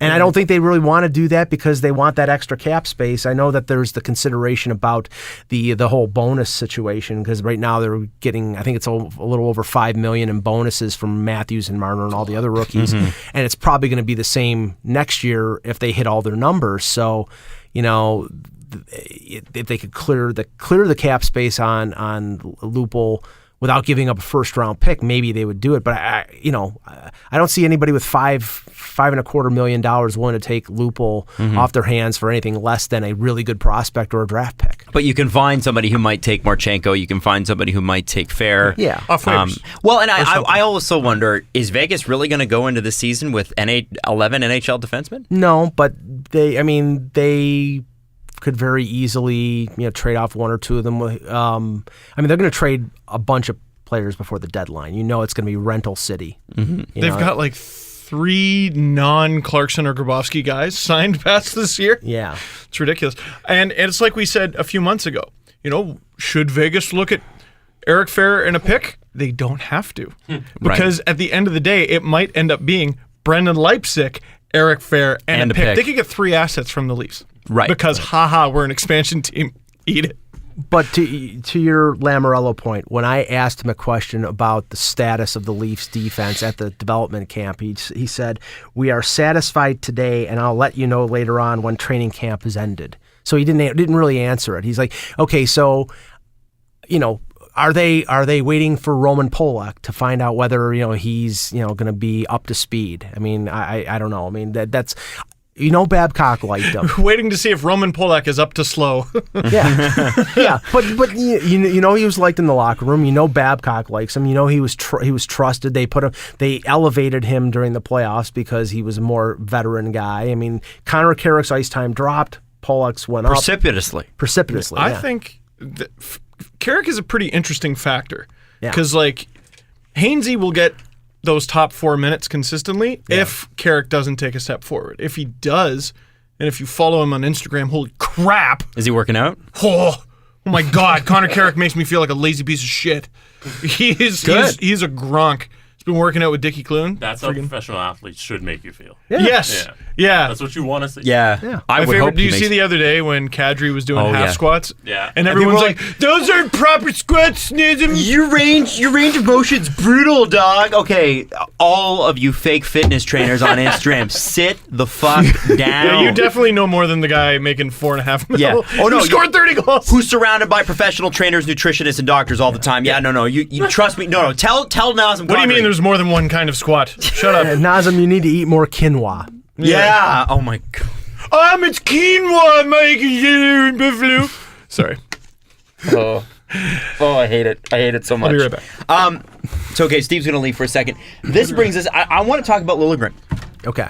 Because to me, and I defended my point online, I've defended my point on this show. To me, Liljegren stays because you want him in... Not only is he good enough as it is, but we don't know what Rogel's going to be. There are as we know, there's no trades in the SHL. There are transfer agreements, but there's no trades. And if you can have him acclimatized to the city around the video coaching, because we know that the Marlies have, Justin Bourne, who just went to the Athletic, was the video coach for the Marlies, right? We know there's video coaches, we know there's nutritionists, there's the right trainers, Barb Underhill, all of that is available to him here. Right.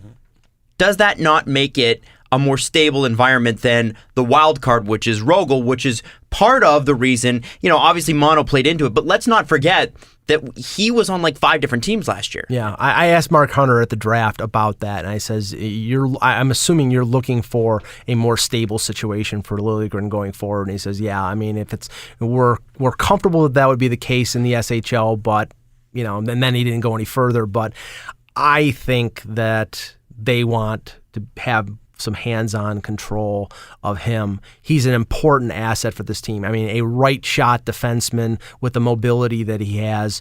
And, you could see Babcock and Lamoriello looking at each other at the, if you saw the coverage, looking at each other when Liljegren's skating around. It's like, wow, this guy's pretty good. I can't read lips or anything, but, Lamoriello said at the development camp, Sweden or the Marlies.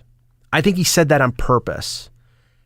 Based on the way he looked there, based on the way he looked at the summer showcase, I don't think they're putting any limitations on him. I don't think, it's not likely that he makes the Leafs as an 18-year-old. No. But I don't think that they're ruling out the possibility. He goes to training camp and he looks pretty good.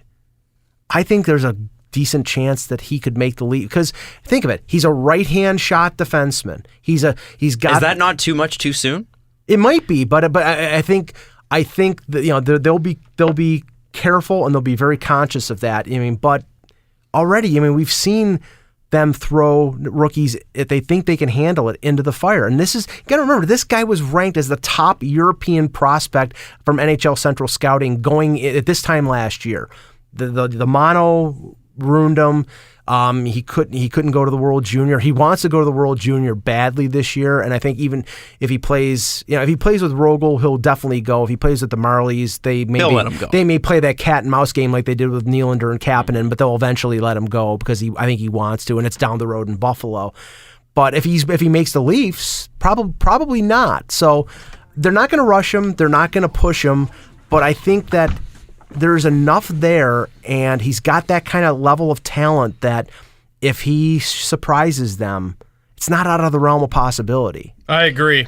Well, what Mike just said, and what you might want to just miss, is Mike said, listen, if he's good enough out of camp, he may just make the team. This is Liljegren. Yeah. You're talking about. And see, I didn't miss anything. Well, and I wonder with Liljegren, too. He is going to miss the start of the SHL season. Right. We already know that. So if he's already here, and they can make room for him, and they're weak up the right side as it is, the Marlies are even weak up the right side. They don't have. They have Rosen, Borgman, and those guys are all lefty. Andrew Nielsen's a lefty, is he not? Yeah, yes, Justin Hall's their only real right-hander. And Laverty's a righty. Laverty's a righty. But there's a little insurance. But here's the concern. If what I just said sort of plays out, okay, who do you play him with? Rielly is primarily, he's improved dramatically defensively, but he's primarily an offensive defenseman. He's a puck rusher.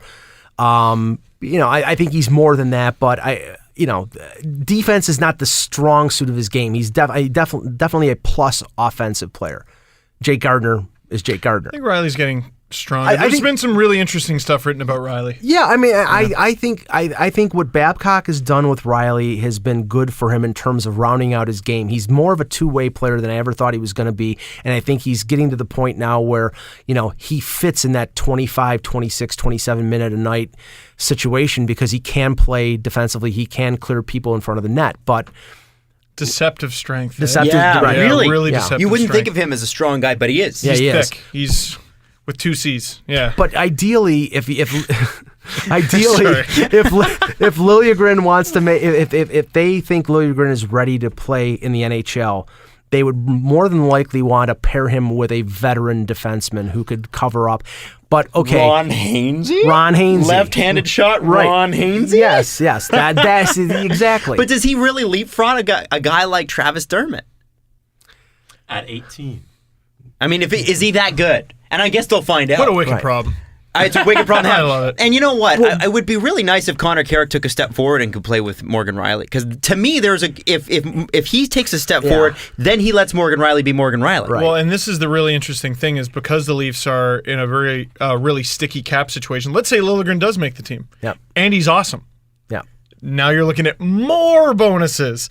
Yeah. Dermott is 863 something odd thousand. No bonuses. Not a single bonus. Yeah. If he makes the team, wicked. Yeah. Now, if Liljegren deserves to make the team, he'll make the team better. You worry about the cap situation later. Who cares?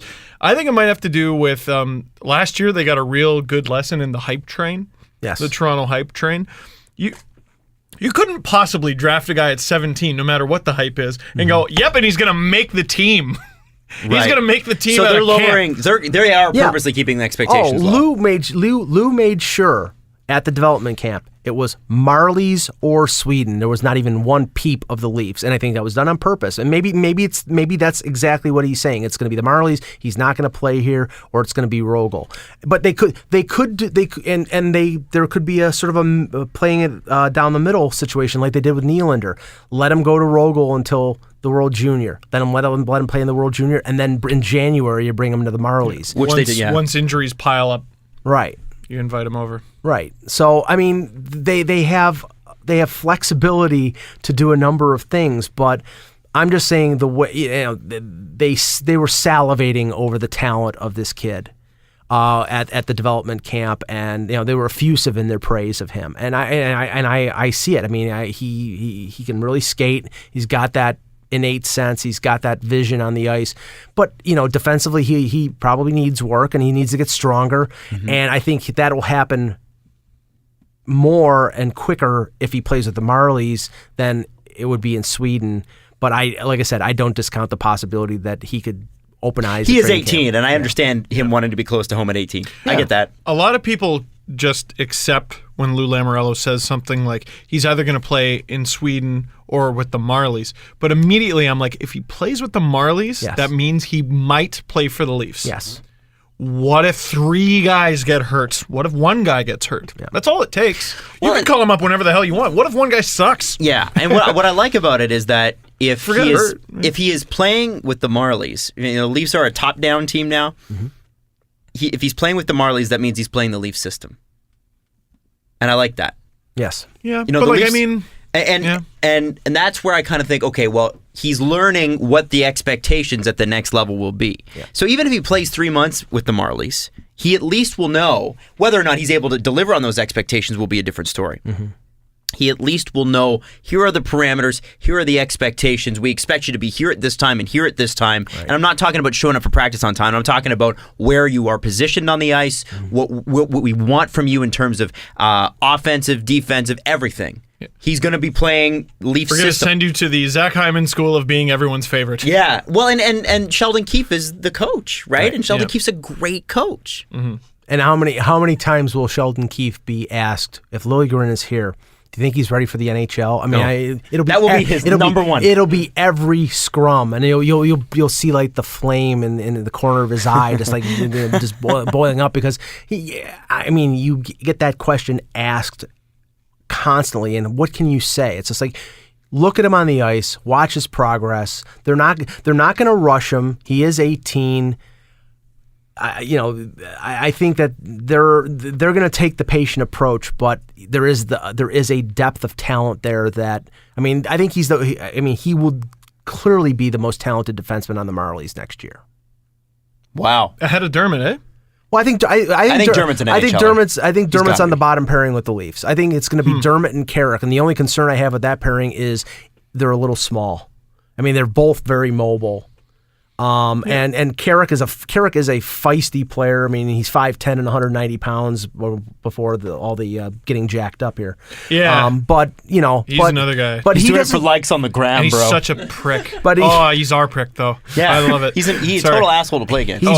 He doesn't shy away, and there is room in the NHL now for that smaller defenseman. As long, Torrey Krug has proven that. You had Brandstrom, the kid who was drafted by Vegas. He was as impressive as Liljegren at this summer showcase. So, I think that there is room in the game for smaller defensemen, but you have, Dermott's not big. I think he's 5'11". He's not a shrimp. He's not a shrimp, but he's not. But he's not going to overwhelm you. He's not, right, and to have both of them together, that might cause some problems matchup wise, but that is Babcock's problem, and that's why he makes the big bucks. And exactly. That's another reason why I think that Rielly Hainsey thing.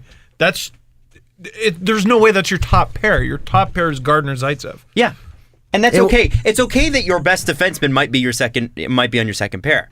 I do think Morgan Rielly's their best defenseman. Some teams do that. That's okay. I wonder too. Okay, so we're going into camp this year. Obviously, we've talked a lot about Liljegren, but there are other guys, Dermott, Bracco, among them. Right. Who do you think? And both of you, question for both of you: who do you think is going to be a guy that people? We're going into camp talking about Liljegren. Who are we going to come out of camp talking about? That is pretty interesting. It's an interesting little factor that no one is really thinking all that much about. What if McElhinney totally sucks? What if that's not a big stretch in my eyes. Well, yeah, not a big deal though. They send him down and they bring Garrett Sparks up. Right, but then that is it. That's your bed that you've made. I suppose you can call McElhinney back up unless he gets swiped. Now you got Sparks and no one. Yeah.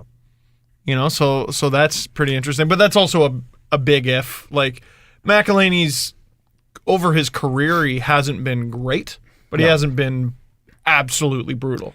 But when he's had to play in Columbus 2 years, where Bobrovsky went down in November with either a groin or a knee injury, and McElhinney had to play, I think, more than 30 games. Save percentage was like 910, 905, in that area. He had under 500 records both times. 1 year Columbus made the playoffs, 1 year they missed. So, you're praying to God, you're putting Freddie Anderson in bubble wrap and hoping that he can play 65 games. But because if McElhinney has to play, if you lose your number one goaltender for the season, your season's over. Any NHL team, that's the reality. It's whether you can survive that 4 to 6 weeks. Whether the knee injury, the groin injury, if you can go 500 or a little above 500, then and that's the concern I have. They got McElhinney for, I think it was $850, which is which is under. They could bury him in the minors if they needed to, but look at all the backup goaltenders who I think were better goalies. Not it wasn't going to be Bernier, but Bernier got 2.75 with Colorado. Oy. But Anders Nielsen with Vancouver, Condon, and apparently they were trying to get Condon. There were reports that the Leafs were trying to bring him here because he was basically the number one goalie for half the year with the Sens, but. I don't know. I think they go on the market if McElhinney sucks. I think it's a Jonas Enroth situation. I think, let's say Freddie's out 6 weeks. It's McElhinney and Sparks splitting duty. I think. Mm-hmm. If you look at the contract that Sparks got, kind of made me feel like the plan is for him to be the backup 2 years from now, full time. I think Casimir Kaskisuo may have something to say about that. He may. I was very impressed with him in the playoffs last year. I mean, he comes in better than I thought. Yeah. Now he didn't have great numbers in the ECHL, but when he came up to the AHL, he played really well. He might be one of these guys where the ECHL he just couldn't handle it, or it was just goaltending statistics. Yeah. Also are a little weird in the E and that sort of thing too, right? Yeah. Like with the OHL too. They're lower. Well, junior is just. It's just the Wild West. It's not a great place to. Weren't we together the other day and we were watching highlights from some game. I don't remember what it was, and I just blurred out. Everyone's quiet. I just blurred out. I go, "Junior goalies suck." It was the Olympic trials or the or whatever. And of course they're elite athletes and they're playing against their peers, and it's about how you stack up next to your peers. But it's funny how in the NHL goaltending is so it seems to be so far ahead of offense that it's like killing the sport and we need to make the nets bigger and pads smaller. You watch OHL. Holy shit, if you go down to junior, they stink. Yeah. They're bad. It's going to be very interesting to watch the Olympics in Pyeongchang and see Ben Scrivens versus Joseph Wall in goal, because I think there's a possibility of that happening, because Scrivens could be the goaltender for Canada because he's playing in the KHL, and the U.S. are going to go with a lot of NCAA guys. Yeah. Who's the best Canadian goalie not on an NHL contract? Carter Hutton. He's probably up there. Carter. Oh my God. Yeah. Where is he? He was a backup in St. Louis, but he's unsigned. Right. Wow. So, but to your question, who was the surprise? Yeah, who's the guy? Because you guys got stuck on Curtis Magley, and I'm like, okay, last guy on the list that anybody wants to hear about. Well, rather than can we just talk positively? This is so you, Steve. Okay, is it just be positive? Here's where always positive about the Leafs. Jesse, am I right? Here's where it's going to go wrong. Yeah. It's it's worst case scenario with All Steve right, Dangle. Fucking YouTube comment section. I'm either way too positive about the Leafs, or you're a homer, they're just a bum. Oh my God. What are those pom poms? Yeah. But your surprise was literally, hey, here's what's gonna go wrong. What if McElhinney's bad? You're right. Okay, the surprise would be it'll get fucked. Everybody get fucked. Season's They're folding over. the team. Yeah. Sorry. We're moving to Hamilton. Seattle. I think the surprise will be two things. I think Travis Dermott will surprise a lot of people because he was kind of hidden in all the Timothy Liljegren hype. Yep. Mm-hmm. And also I'm going to go with the physical step forward that some players took. Marner's looking grunt. I like that whole thing last year where his mission was to get up to 170, and he didn't. He couldn't even get up to 170. I'm like, buddy, gaining weight's your problem? I need some of Mitch Marner's genes. Yeah, he can have any of mine. Holy smoke. Yeah. It'd be great if you could just transfer weight to someone. At rookie development camp last year in Niagara Falls, he says, my goal is 170.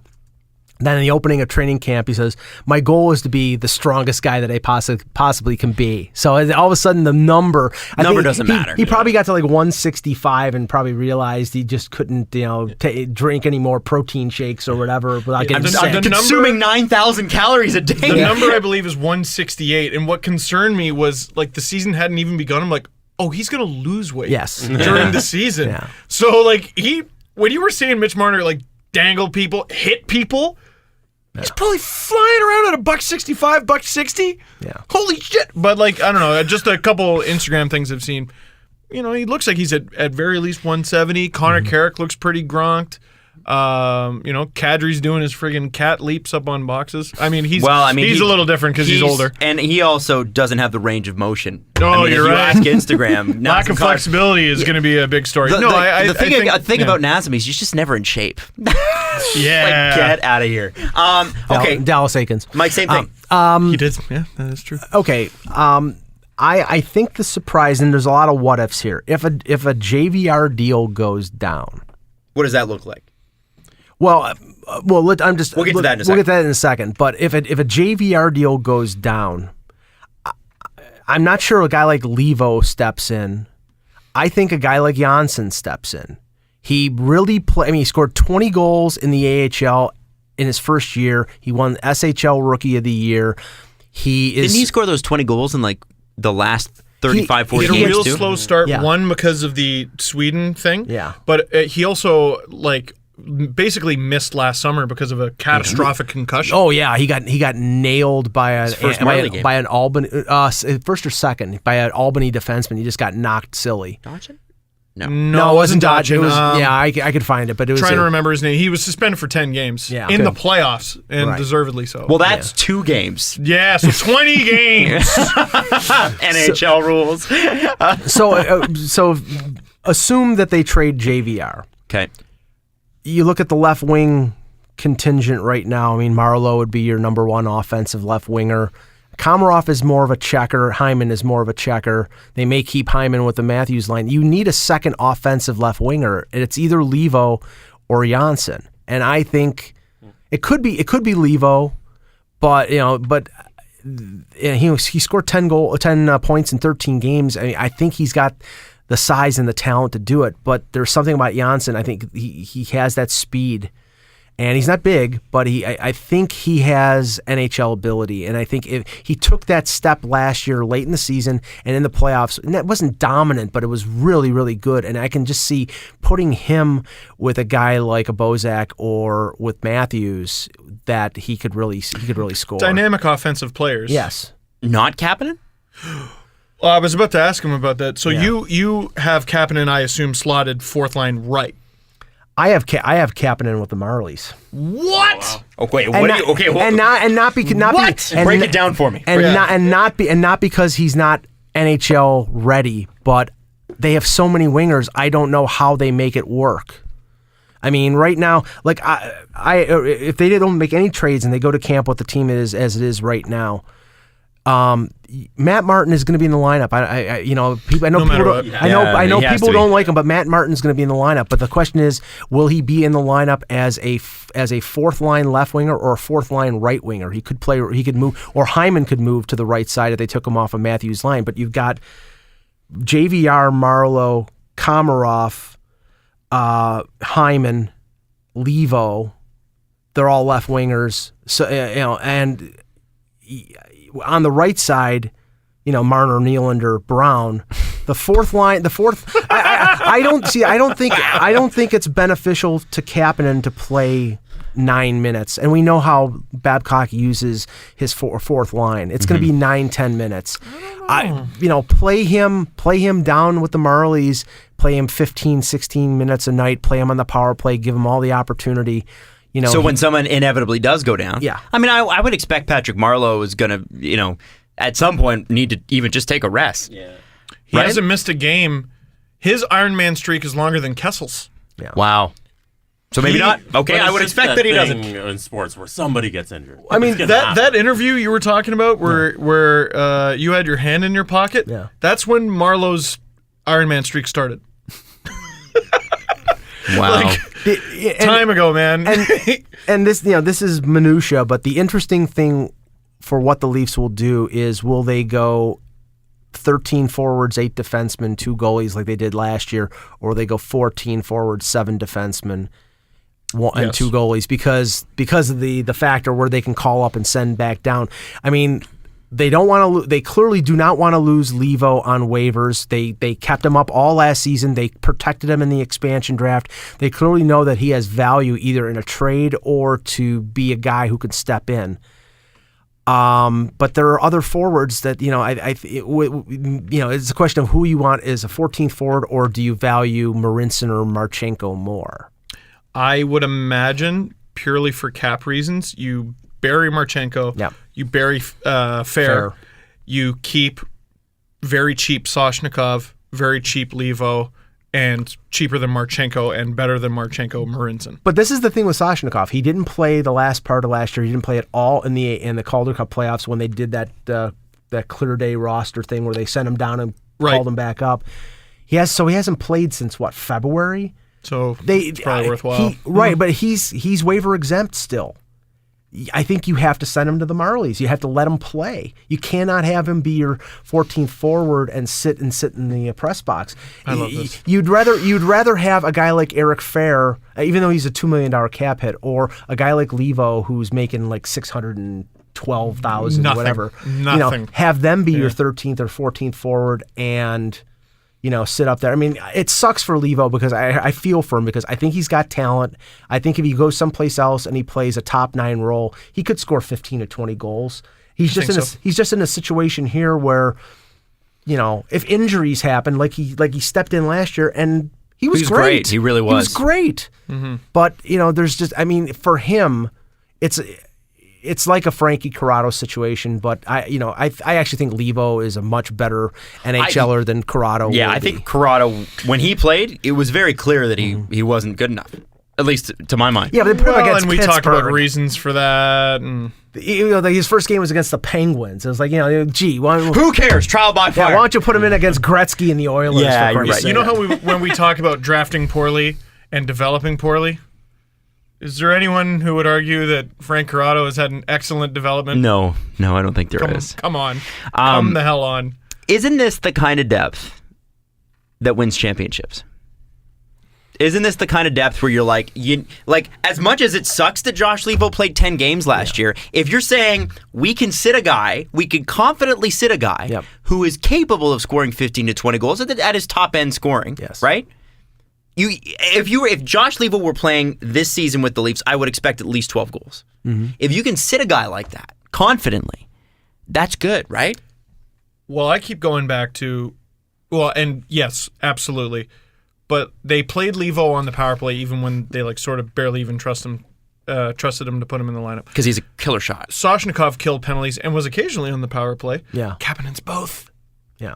But yes, this is... I'm not saying the Leafs are going to win a cup. I'm not saying the Leafs are better than the Penguins. But this is vaguely what a championship team looks like. Yeah. It's not perfect. No. It's not perfect. Backup is a question mark. You'd like their defense to be a little bit better. Mm-hmm.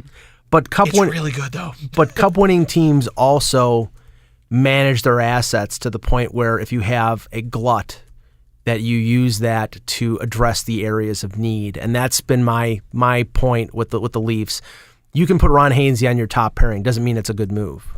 I mean, he may be adequate in that position and it's a good stopgap, but it's really because they couldn't make something work during the offseason to get a Chris Tanev or Travis Hamonic. Or Travis you know that JVR is on the block because it was at the draft. Everybody was saying JVR was offered in a Hamonic deal, and they went the other direction. They went the other direction and took 3 draft picks, which is a commentary on the Islanders and the fact that, they're supposedly trying to keep John Tavares, and they have a chance to get a winger who could play with John Tavares and probably score 40 goals if he was on Tavares' line, and instead they go out and they get Eberle, who he played in the World Junior with, so I get that was a move. But they got rid of all this salary. They traded a first-round pick to get Grabowski's money off the, and then what they do is they trade one of their best defensemen. So it's like one step forward, one step back, and they didn't make the move, and that's why Tavares is still out there right now, and Tavares could go the way of Stamkos and wait until the last minute to either sign with them or go someplace else. And do you want to get into that conversation? Because Montreal goes on. Well, Montreal, to me, that's his likely landing spot. Oh God, it's not the Leafs. Please no. Please no. But I think with JVR, it's that's a wait and see. People are always like trade him. I am okay with them just losing him to free agency. I like playoff JVR. If he plays great, yeah, and if they go far, and that you've got the depth to cover it, and you never got the deal worked out. I heard that somebody wasn't answering their phone at the draft. That's what I heard too. And that's why that deal didn't happen. That's what I heard. I mean, I'm sure it's part of the reason it didn't happen. I'm sure there's fail-safes in place. But again, to talk about the difference between now and a couple years ago, we're talking about there is no move to make. Right. Now, it's frustrating as fans and, just people trying to figure out what the hell's going on. It's frustrating to think of hypotheticals, but there are moves to be made. Yeah. So you're talking about asset management. They haven't done it yet, but if we look at potential moves, there's so many options. Well, and sorry to interrupt you, Mike, but just a second. If Liljegren does come in and impress, like the way Mitch Marner did last year, and I know Mitch Marner spent a year in junior before coming to the Leafs. Right. Slightly. Let's just say he does. Does that not then you've got Carrick, you've got Zaitsev, and you've got Liljegren on the right side, and that puts Hainsey in the spot. Let's say it's Liljegren and Dermott who are can't miss, have to make the team. Does that put Hainsey in the 6-7 spot, where he should be?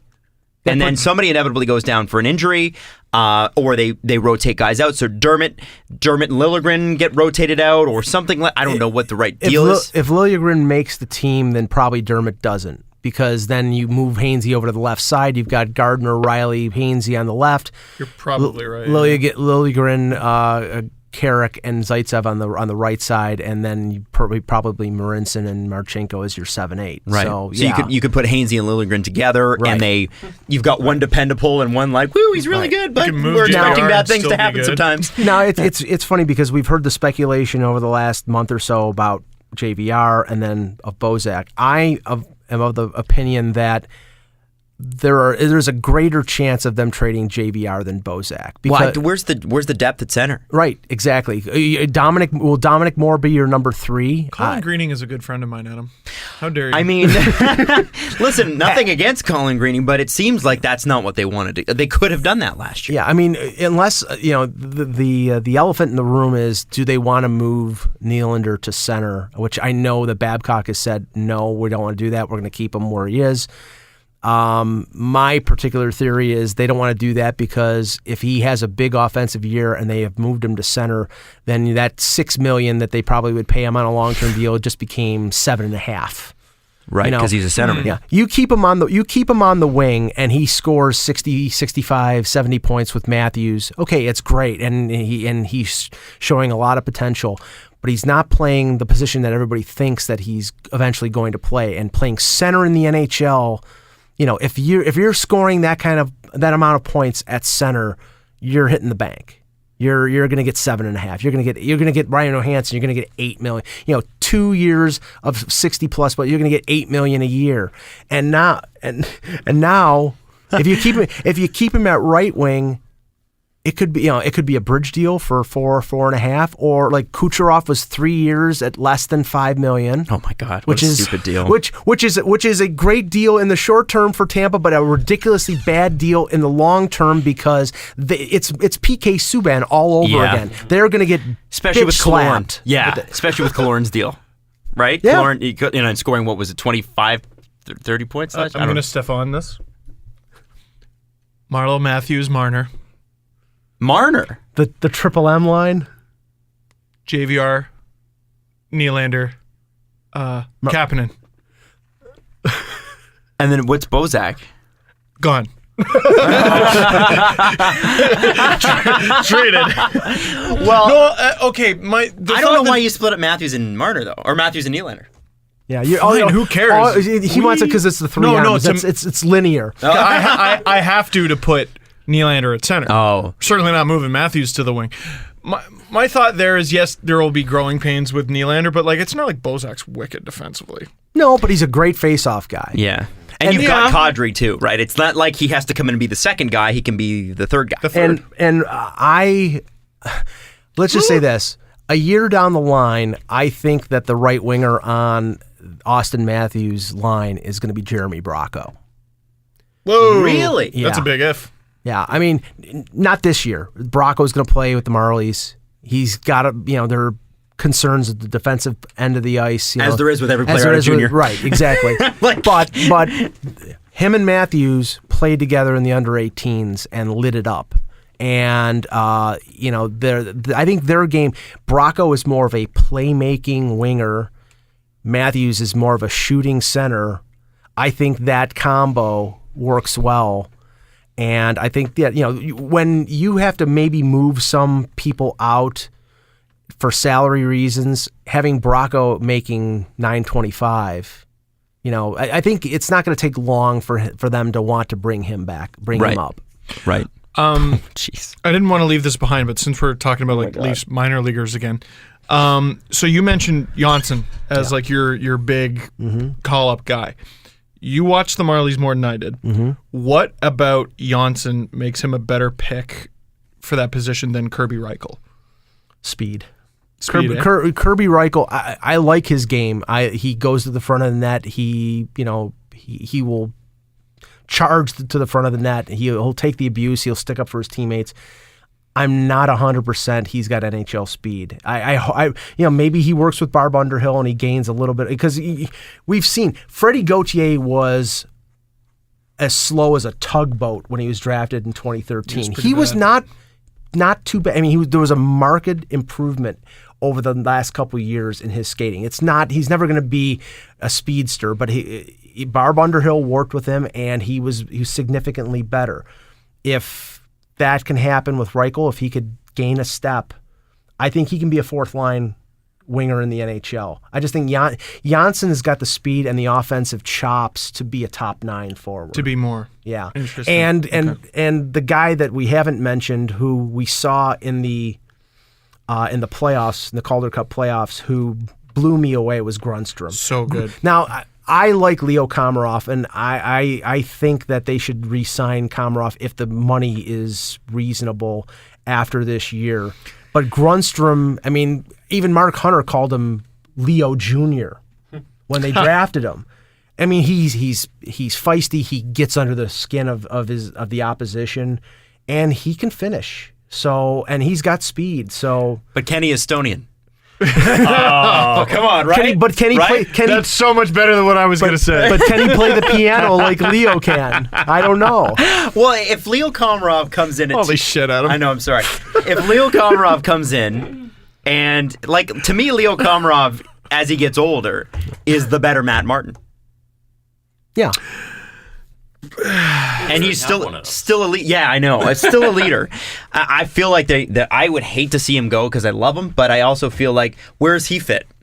Right beyond this year, Leo Komarov. Well, Matt Martin too, but Leo Komarov defensively is one of the better forwards in the NHL. Yes.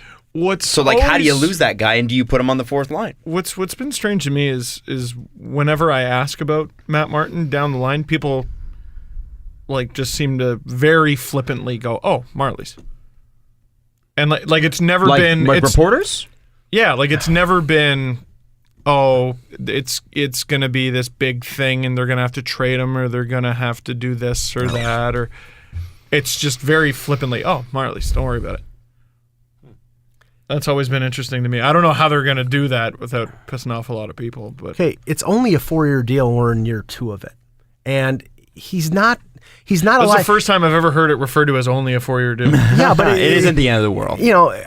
Yeah, I mean, I think he's a capable player. Okay, he's not Matthews. He's not JVR. He serves a role. You see the way he interacts with his teammates. That camaraderie, that leadership, that fist bumping as they're coming. Yep. That's important. I think that's really an important aspect of this team. And I think that they will find a way for him to be in the lineup. He may have to move to right wing, or Hyman may have to move to the right side.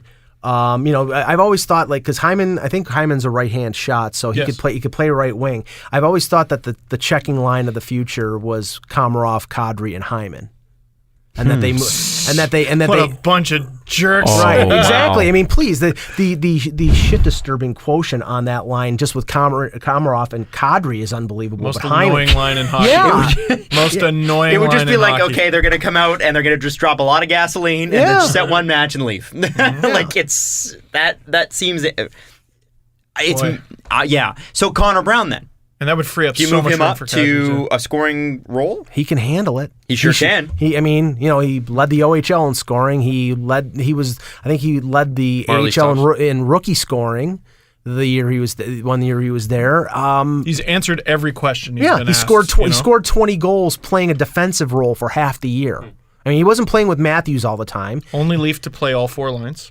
Yeah. I mean, I think he's proven a lot, and I think you'll see that reflected in the contract. I have a feeling the contract that he's going to end up signing is probably a 3-year deal for anywhere from $2.75 to $3 million. I'm okay with that. That would be, if the number starts with less than 3, I will tap dance. I just can't imagine it being less than 3. Were you one of those people who thought that Zach Hyman's deal was out of whack? Because I thought $2.25 million for Zach Hyman was a very good value. Yeah, I don't understand. Well, I do understand. I thought it was a little high. You bought unrestricted years. You had to realize that. Yeah, you're right. He's older too. Yeah, right. A lot of people forget that. I don't understand why. I just figured it out. Years ago, I was ripping on Canucks fans for complaining about Mason Raymond because they had nothing else to, and this is pre-back injury Mason Raymond. They had nothing else to complain about. When everything's going right, you need to complain about something, and whenever they lost a game, it was fucking Mason Raymond. Zach Hyman is that in Toronto. Or Matt Martin. For some reason, he gets a pass because he's not playing with Matthews every night. Right. I don't think he will anymore, by the way. I think you think they're going to put Marlowe with him? Probably not. How could you not? And just see what that looks like. That's where, okay, I have no complaints with what the Leafs did in the offseason. I think they were all good moves. I mean, again, Hainsey, I thought was the replacement for Hunwick. Dominic Moore was a really good replacement for Brian Boyle. They're different type of players. More small as a smaller guy, but defensively he's very responsible. And Marlowe, I think that was Babcock loves him, Olympian experience. You want that guy around your young core, but it really didn't address the area that they needed to address. I mean, I would, as somebody looking at their situation, it's like, I think somebody said, well, why didn't, they could have spent the $6 million a year on Andrei Markov instead of, and not as on a 1-year deal, at least it would have addressed the area that they needed to address. Whereas they, you added another great winger to a team that has so many wingers. It was a little bit like the Bernier trade in a way.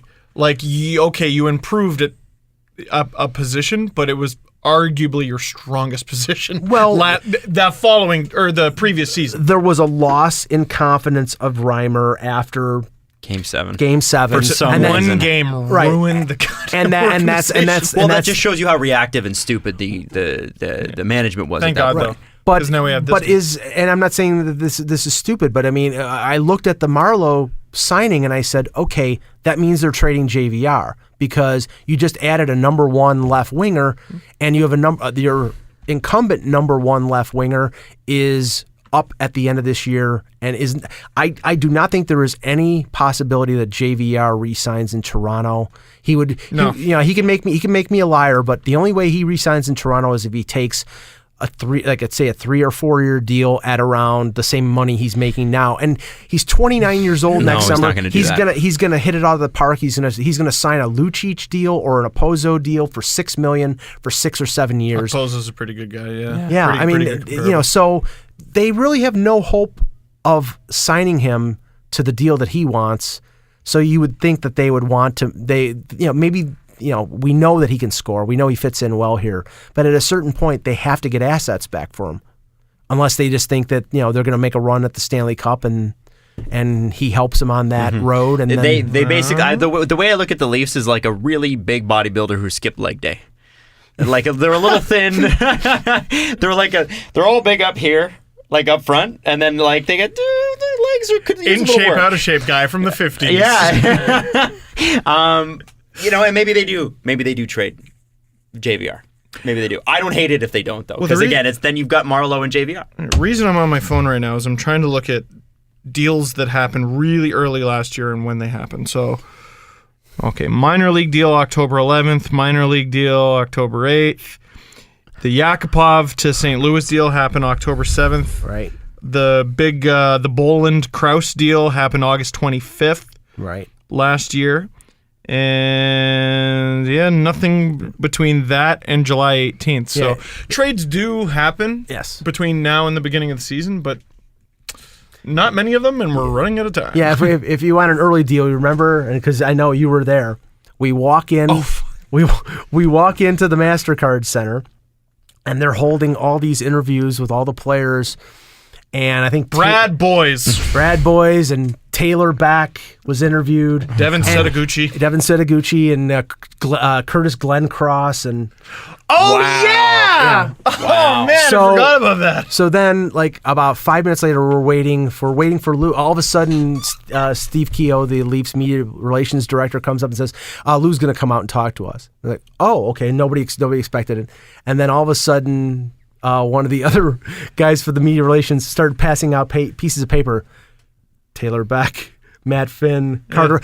There's been a 6-player trade. Six-player trade, like stealth. I mean, it was Lou's introduction to the Toronto media. They just passed it out. Nobody knew. It was like boom, and he did the same thing last year with the Bernier trade. It was in Niagara Falls. Matthews and Marner at the rookie development camp, and we interview. And Lou comes out and says, "We've traded Jonathan Bernier to Anaheim," and like, nobody. Very nonchalantly. Yeah, like and for future considerations. And I asked him like, do you have any? Can you elaborate on the future considerations? They're future considerations. He's like, no, nothing. But with Lou, I mean, he holds his cards so close to the vest that it's very possible that there is a deal that will happen that could happen in between now and training camp or right at training camp. So I think how is it not Nashville? I mean, is he not a good replacement for James Neal? JVR. Yeah. Who did they get this offseason? They got Nick Bonino. Yeah. I'm trying to remember if they made a big trade or something. Well, they got Emelin from Vegas. Did get Emelin. I don't know from why Vegas. they needed to do that. Well, they didn't. But and they say that they're comfortable with their defense the way it is. But Ryan Ellis is a free agent, I believe, in 2 seasons, and he's gonna and Yossi is up, I think, in 2 or 3 years, and he could be the most next to John Tavares. He could be the most underpaid player in the National Hockey League. His salary it starts with a 4, and that's obscene. Tavares should be able to kick his agent in the balls for that contract. Yeah. Doesn't even make $6 million bucks. Well, Stamkos did the same thing in terms of taking the 5-year deal, but at least he got 7.5. Right. Now amazing. That's a bargain. Yeah. Now Tavares. Tavares is going to UFA, probably going to UFA next year. I mean, he says he wants to stay in Brooklyn. That's all fine and good, but the teams that are out there in terms of in the rumor sphere regarding Tavares, one is Montreal, as you said, which would I think make most Leaf fans upchuck. And the other one I think would make people equally as sick is Tampa, because you've got the advantage of the state tax, of no state tax. He probably would take $9 million, which would basically be the same thing as 11. Nashville has the same thing too. Yeah. Nashville has no tax. So does Dallas. That's why Radulov got offered the same deal in Dallas that he did in Montreal, but the taxes in Quebec are up the wazoo. Oh, they're crazy. Yeah. We came up with a silly little fantasy scenario, and by we, I mean me. I'm silly. I'm sorry. But this was before Carey Price was extended. I'm like, what if the Habs are well out of a playoff spot? Do we actually see the trade rental Carey Price? UFA John Tavares would be the biggest UFA since. Yes. Like since who? To be available at the deadline?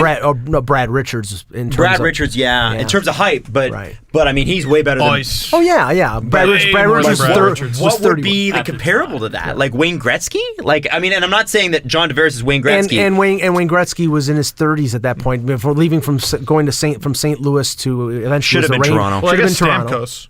Yeah, because I mean, he went to that 5-day window. He did resign. He did resign, or he did take a meeting with the Leafs and the mayor and Canadian Tire and what else? Yeah. Canadian Tire. Remember that? Yeah. Oh my God, that's awesome. They were showing him the sponsorship money you can make by signing in Toronto. Now the question is that cap circumvention?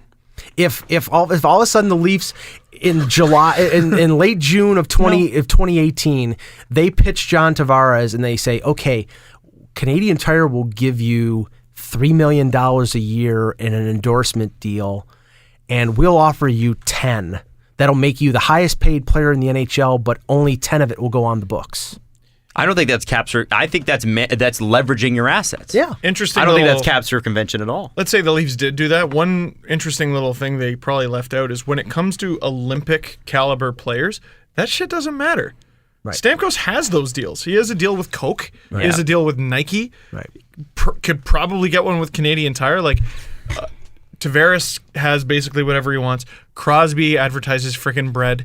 Doughty advertises chips, and he's on Canadian Tire too. I think a lot of guys do stuff with like what Esso or but still Tim Hortons and I know, but with Olympic caliber guys, the whole Toronto allure that doesn't matter. It's not like, hey, Leo Komarov and Matt Martin, we're gonna put you in a Ford web ad. Yeah, but this is what it's a little different. This is what we have to look forward to over the next decade. Is that for all this talk over the last few years of nobody wants to play in Toronto, the media scares people off. Done. That's done because now you've got Austin Matthews, you've got Marner, you've got this young core, and Patrick Marleau said it when he signed. I mean, one of the reasons he came here was because you have this young, talented core, and this team has the potential to win. And they paid me money. So I mean, it's going to attract players. It definitely will. I mean, it's done. Brad Richards went to Chicago on a 1-year, $1 million contract to win a Stanley Cup. You will get that in the next few years. You'll get guys who are veterans who will take 1 year, $1 million and a half because they think that this team can win the Stanley Cup. Now, hopefully, it'll be defensemen, and if the Leafs, and I wrote about this for the Sporting News, if the Leafs were going in on Tavares like they did on Stamkos, the only downside is you're probably going to have to trade Kadri. Because you'll have Tavares playing up the middle, playing 15 to 20 minutes a night. Matthews doing the same. You have Kadri making $4.5 million, and as a what a deal! Holy smokes! Great deal, and you can get something for him. But the thing is, the Penguins win the Stanley Cup, and they have Nick Bonino as their number 3 center, and that was a matchup problem for him. But Nick Bonino was making $1.9 million. As soon as they had to pay him what he was worth, which was over $4 million, they couldn't afford him. So they would probably have to trade. They'd probably have to trade Kadri for most likely defensive help, and unless Lou really gets onerous with Marner and Nylander to get them on bridge deals like the Kucherov, they probably would have to trade one of those guys. I have a feeling that they're not going to put those guys on bridge deals. They're just going to sign them. Yeah, they're just going to sign them. How are there 2 months left? We have limited time, so we got to do the press conference. Go ahead, Jesse. No real press conference. Oh, we're not going to do a press conference. Okay, fine. We're not going to do the press conference. I was about to do the sound. I prepared. I was all prepared for the press conference. Wow, no press conference. No, we have a radio show. Calling in audible. I guess we got to wrap it up and go. But Mike, thank you so much for coming in and for sharing your knowledge and your perspective and your story, which is, I think, the best. Yeah. And we're constantly going, all the young listeners and students in school and all that. When did you start this call-in journey? 1998. How old were you? 31. You're in your 30s. Yeah.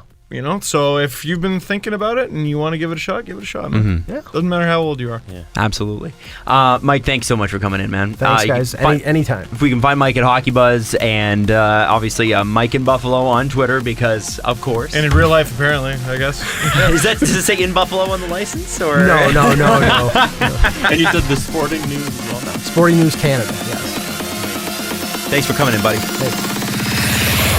Follow the guys on Twitter at Steve_Dangle, at Adam WYLDE, and at Jesse Blake.